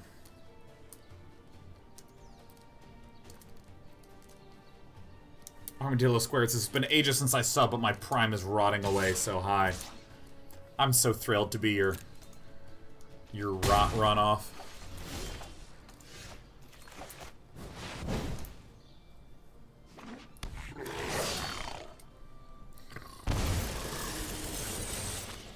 Got him. Someone forgot to pay that sweet 4 HP, huh? But I can't trade. I'm buffing my knights next turn. Got him. EK Hawkman says, is Geth Overlord one person and not, in fact, a distributed AI system that forms more complex gestalts when in proximity? Alright, so this is where we win because we have card draw and they don't.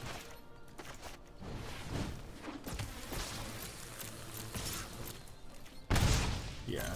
Yeah, no, Geth Overlord, he just visited BlizzCon. He came from the other side of the Perseus Veil. I was like, it's good to see you, man.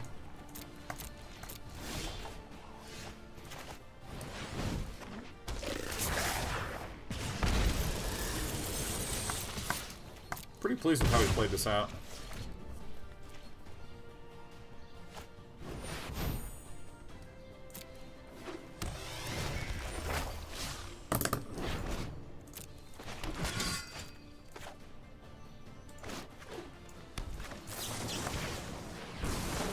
Got him.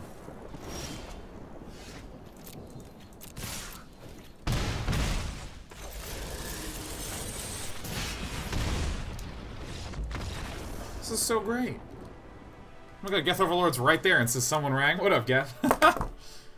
I think we did it. I think this is the right mix. This is the right stuff. We are a day night. Oh my god, the conversation of Sovereign in Mass Effect 1 is one of the greatest moments ever in the history of science fiction. That is so sick! Oh my god, I only ever played Mass Effect 1, and everyone's like, you have to play Mass Effect 2, and then you have to stop! Immediately!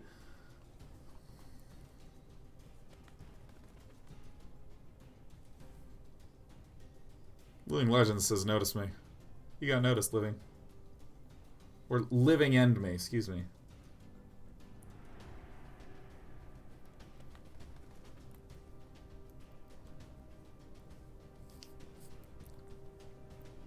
Mass Effect 3 is fine, people are silly. That makes sense to me. Yeah. Fucking silly people. I hate this silly bullshit.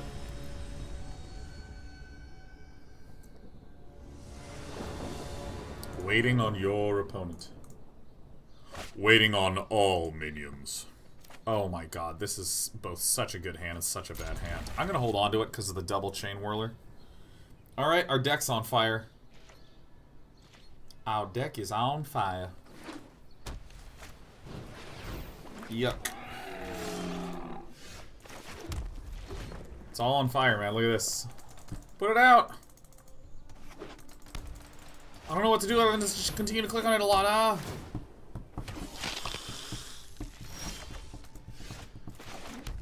It's turning out actually grand. What visual bug is that? I believe that's the silhouette for cards that are whose spectacle has been activated.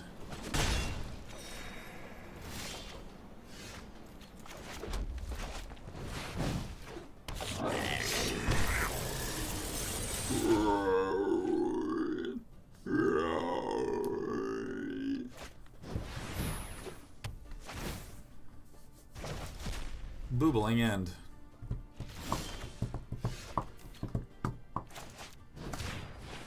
Boop. This is insane for me. The fact that I can light up the stage now. Look at this pathetic run out that Big Jeffrey's got. He's feeling a little bit like Little Jeffrey, am I right?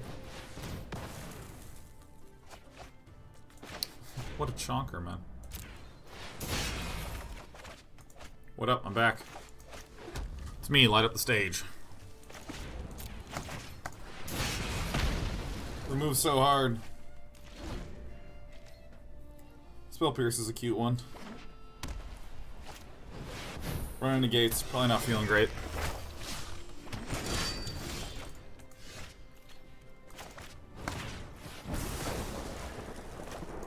Run the Lava Runner, leave the mana up.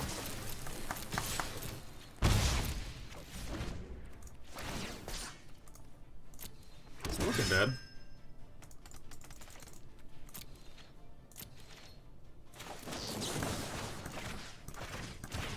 Boy, that was hard to click on.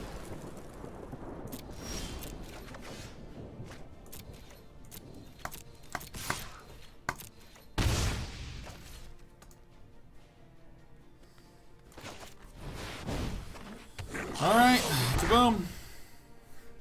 How's our mono red record? I think we've lost 2 matches. We've been doing pretty damn good.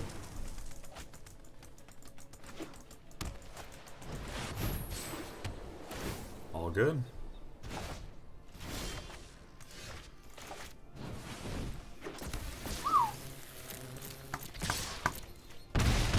Oh my god, I'm just so thrilled that our thought process was successful, that we treated ourselves more as the mid-range here. That's a bit obnoxious, but we do have 4 Lava Coils.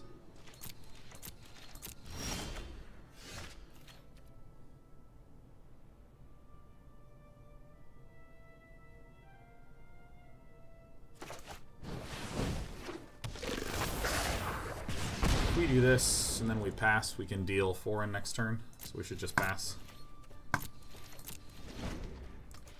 You can also, in case of emergency, just slay the Venerated Loxodon. Nova's VG says, I guess I should follow too since I'm subbed, LOL. Yeah, how many of you sub but don't follow? Because I have, like, not been using that follow functionality at all, man. Oh, I've not been using it. Take it. You got it, friend.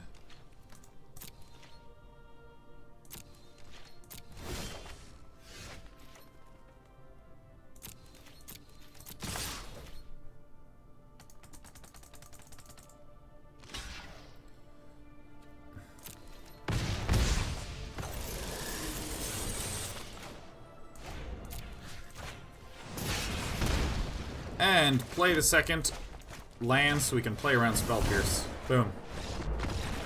Boom! Killing Big Jeffrey. I'll play one more. And then I want to take a bit of a longer break because I need to go downstairs and get some coffee.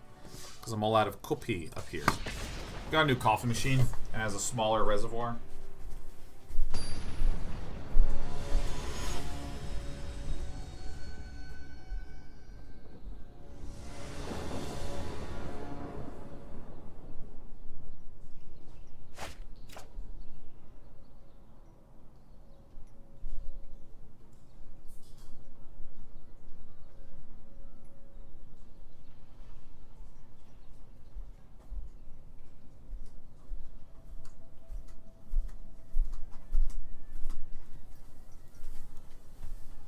Look at this, we got Diagonal Monkey, we got the Ghitu Lavarunner. Perfect!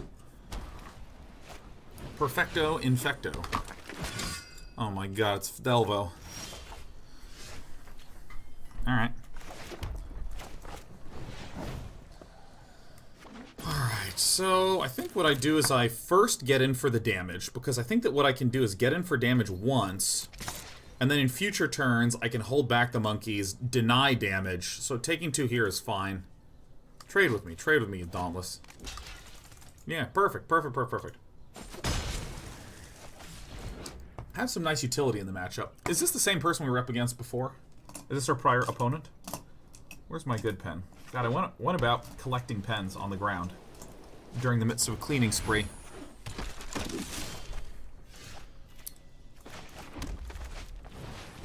Alright.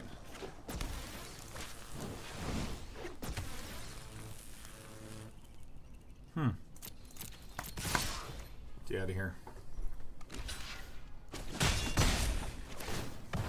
Where did my awesome pen go? Is it on the ground? It's not this. I've done this where it's been here all along and I didn't see it. Yep, it's right there. Figured it out. Dana's done it again. There he goes. So I run our Lava Pal. Lightning this. Do I shock this? Find out.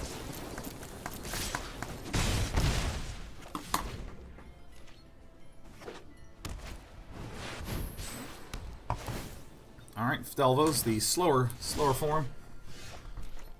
Get him, monkey.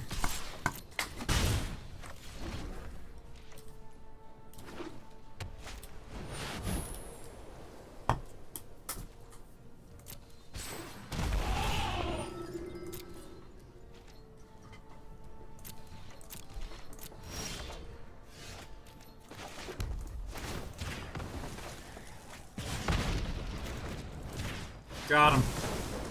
Alright. Top decks. Who wore it better? I think I do. I think I wear it better.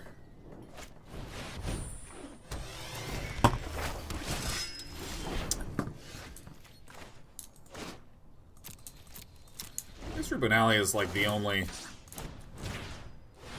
value card that can like 2-for-1 us.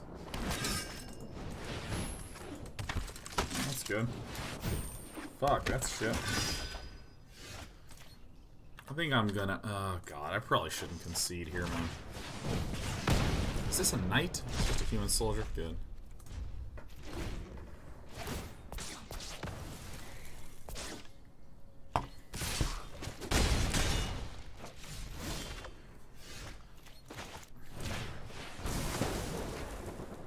Kill this bastard.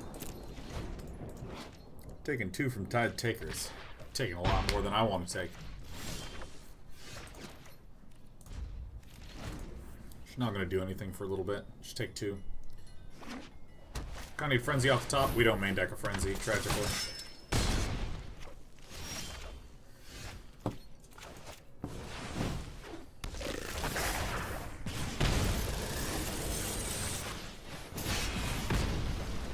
Alright.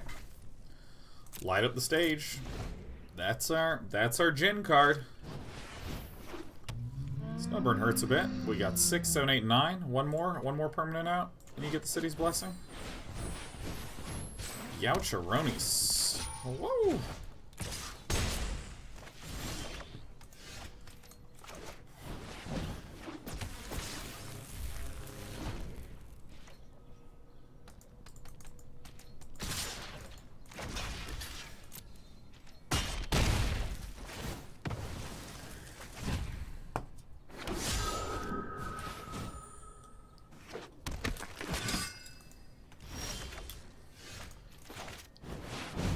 Is the Jin card.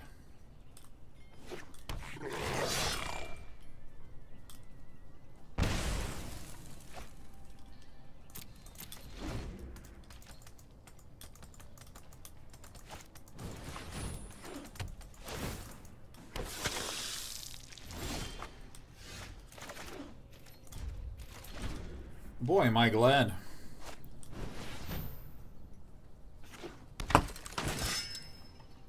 Vomit.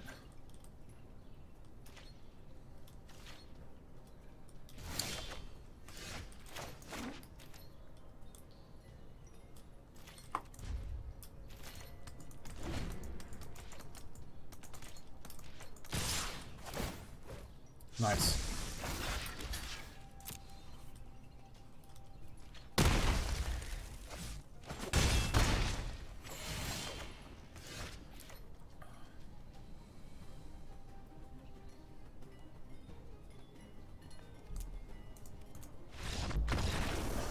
rats. Rats and pepperonis. Alright, we got the plan, right? We get the Diagonal Monkey out. We get the risk factors out. We get the Electrostatic Fields in. We get the Fiery Cannonades in. We put in some Lava Coils. Yeah. Like, honestly, Chainwhirlers are just so stupidly strong in this matchup. I mean, if I can rip a fantastic Fiery Cannonade. Why the concede? Because we were dead. We will have 3 creatures. We can block 1, kill 1. We have 1 health. And it's done! Around then bam. Welcome back for the 63 months. 63. Around then bam. I didn't realize you had done so many months, but thanks to the brand new cumulative sub-tracker. Please play this, Sean. Oh yeah, the fort. Yeah, that's why I was like, damn, that was good when our enemy jammed down the...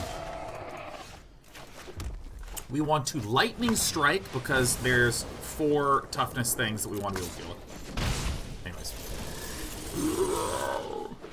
Around then bam. I know, I actually said it correctly this time. Isn't that sick? This is an example of one of those times when I'm actually content to... Is this actually that big of a deal? I have no idea what I want to do.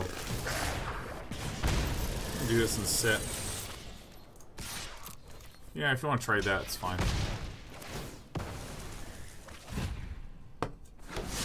Maybe that was actually a stupid statement. I actually think I didn't want to do that. Alright, I fucked up. It's fine.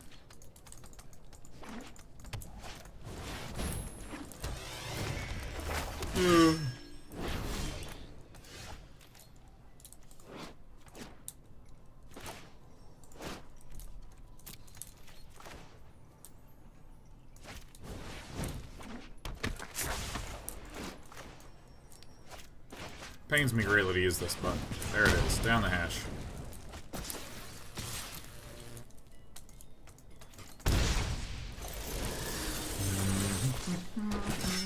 Does that mean even the months from before the change will be counted? Oh yeah.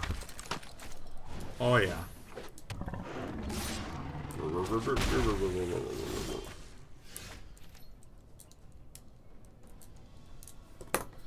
So let's swing with this guy.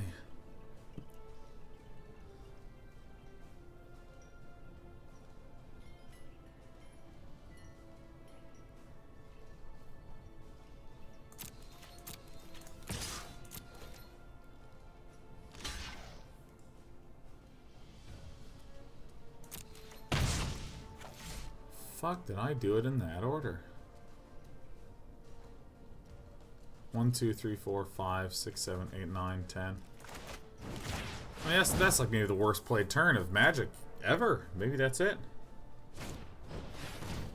The fuck kind of terrible gameplay is coming out at day 9? Glenn says, I just saw a website where Banjo from Banjo-Kazooie reads MTG card text to you, and I immediately remembered you were streaming and came straight here. You're bluffing Chainwhirler. Ooh, thanks. Thanks, Patrick. You got my shame covered, man. Whoa. The face is the place. Light up the stage. I did it.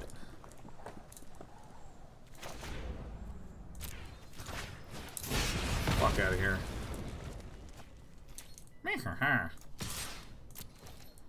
Bring it on. Good. Seen worse plays. Thank you. Make me feel so good.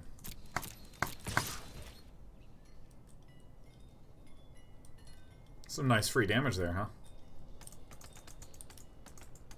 Oh, the Tweaking of the Naya homebrew deco. We're doing it right after this, Glenn. What? I remember playing Banjo-Kazooie for 7 hours straight, having a great time, talking to everyone about all my love of the game and the 3D platformer elements I found to be so sick. Oh my god, it's impossibly tight. And then I promptly fucking closed my emulator, which doesn't have autosave, and I lost all 6 hours. Like...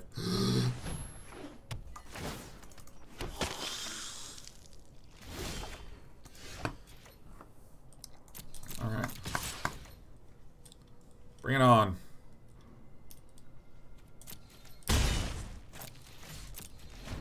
Get in it.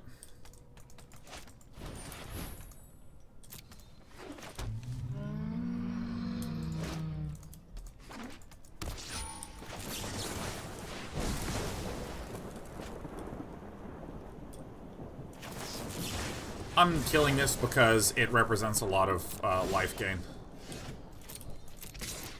I feel like an idiot. Better.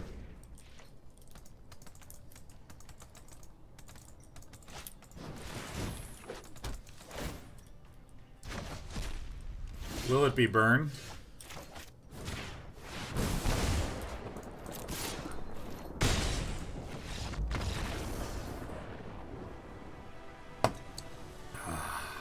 Deputy Detention, serious concern there. I got no fear. No fear over here. We did put in 2 Fiery Cannonades. Did we see it? Nah. I love that intonation. That. You will recognize it from one of the most excellent videos on all of the internet. Hey, Marine! Bam. She's like, oh! Just that.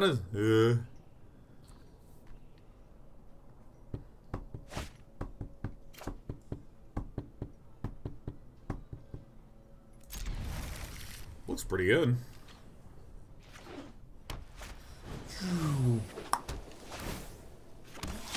Alright, you play a dude, I play a blocker. Hey, Maddie. Like, this could go really great. This could go really, really, really bad.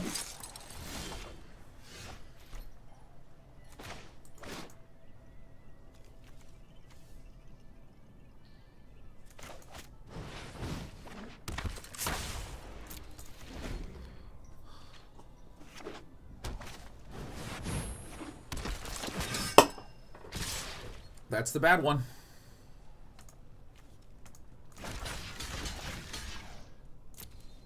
Well, trade 1 for 1. Seems good. I gotta get so that Legion's Landing doesn't flip. Fucking hell.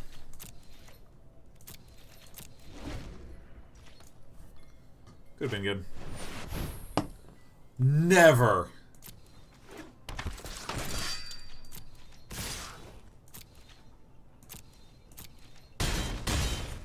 Ooh. Alright. That's sad. Still justify that keep. Maybe I shouldn't have. Maybe I shouldn't have done that. Yeah, maybe with 20 land. Maybe with 20 land. Never keep a 1 mana. I don't think that's true. We could comfortably miss a land on the first turn and be okay. We can't miss it 3 turns in a row, but we could comfortably miss a land for a turn or 2 and be in pretty good shape with that sort of hand. Because I mean, we're effectively playing the control side of that matchup, so I think it was still pretty acceptable 1 land keep, but whatever. I'm going to take a longer break. It's going to be like a 9-minute break for consistency because I have to use the restroom, go downstairs and get coffee, come back upstairs, and then do it. But I want to get some coffee because we don't have any more coffee in here. We don't have any more coffee. I did play Dota 2 Auto Chess. I found it interesting. I actually would not be surprised if the Dota 2 Auto Chess craze died down within 3 months, 2-3 months. I'm expecting closer to 3. So mark my words. Let's see. So that would be to March, to April, to May. Like before the summer. Before the summer comes around. If it's June and people are still playing Auto Chess, color me surprised. I don't even understand that phrase where it's like color me emotioned, right? Where like I am a coloring book and you have a red marker and you have like a green marker, you have a blue marker, and then you go, let me get the emotional marker, the surprised marker. Anyways. You know what? Let's talk about Auto Chess briefly. This is Day 9's comments upon Auto Chess. So first of all, first notable aspect about Auto Chess I find interesting is that it is a cool mechanism to create a multiplayer engine. Now, when I say a multiplayer engine, what the fuck am I talking about? Every multiplayer game must have something that brings the players together to interact, that gives them extra chances to interact, that helps push the game towards a close. Shit that you don't think about when you're playing a game. Like, if I'm playing Magic, I'm going to be like, oh, I have a really cool card design. Oh, it's based upon how Johnny's Welcome works, right? You know, you come up with the high-level elements, but then there's this real fundamental thing that lives at the heart of games, like what is actually preventing me from sitting here and you from sitting here and from everything not happening?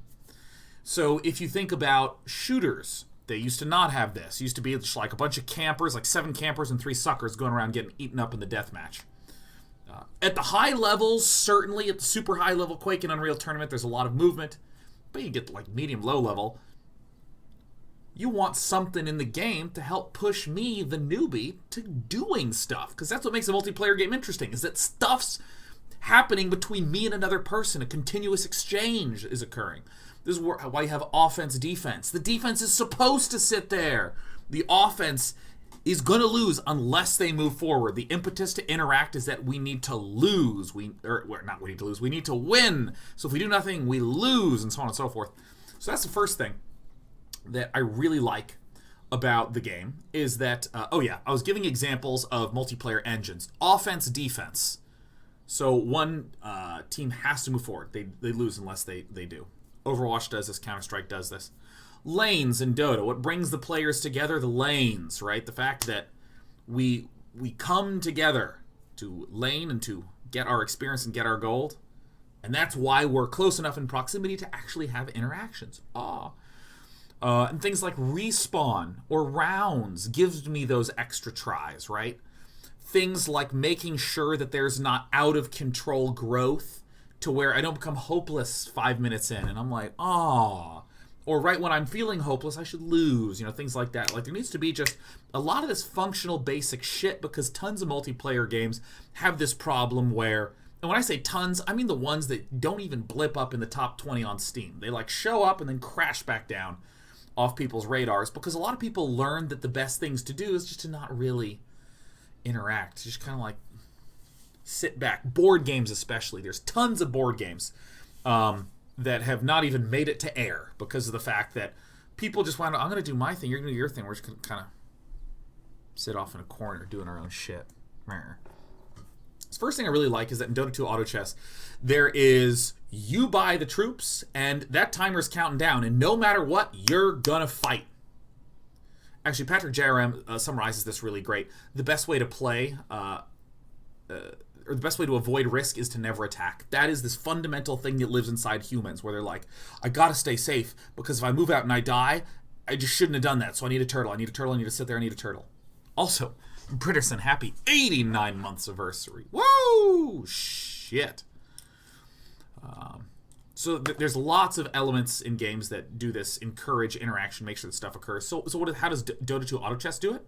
You put the pieces out there, and then the fight just starts. And you don't control the pieces. They always fight, no matter what. So you can't turtle, you can't retreat, you can't do anything. You have to fight. That's the first thing I find interesting about Auto Chess. Second thing I find interesting about Auto Chess, I think it is a really nice example of what I'll call self-synergy and self-strategy. Self-strategy is actually a much better term for it. I like strategy games. I like Magic the Gathering. I like StarCraft. I like strategy games, right? And there is this real problem with people's ability to understand what the fuck is going on if everything is relative to the opponent. StarCraft absolutely has this problem 1000%. Should I build, like, what unit should I build? Well, if they're building more armored units, you should get Immortals. They're amazing against armored units. But don't build Immortals if they're building lots of Zerglings, because Zerglings counter Immortals. So then you need to build something to respond to what you think they'll try to counter your Immortals with to counter that. And what happens is I have to understand all of your side and all of my side to really be able to begin to participate in the fun of strategy. In other words, learn for 50 hours, then begin to have strategic fun. What games like Magic do, and other successful strategic type games do, is Again, I'm not saying StarCraft 2 isn't successful. It's obviously like a wildly successful title, but I mean, it does have that problem. But a lot of other strategy games that don't have this problem have this idea of my piece doing something with my other piece that's good. Yeah.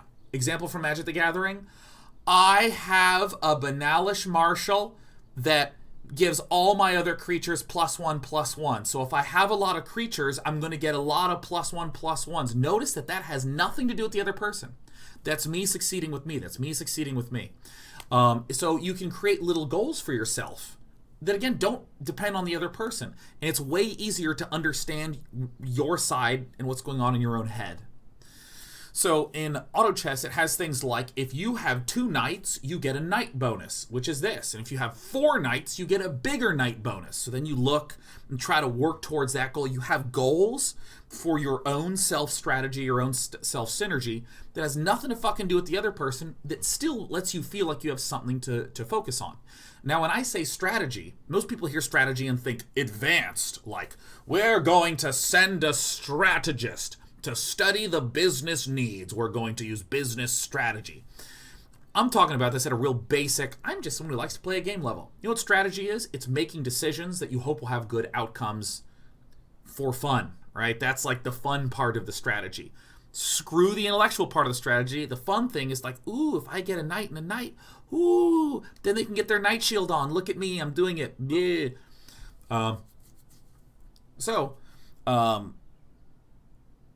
When I'm a complete newbie, I don't know what's good, I don't know what's bad, but I know if I get another knight, that'll be better, and then I'm going to get some goblins, and that'll be better, and improving in power is a real visceral satisfaction. Oh, I have synergy.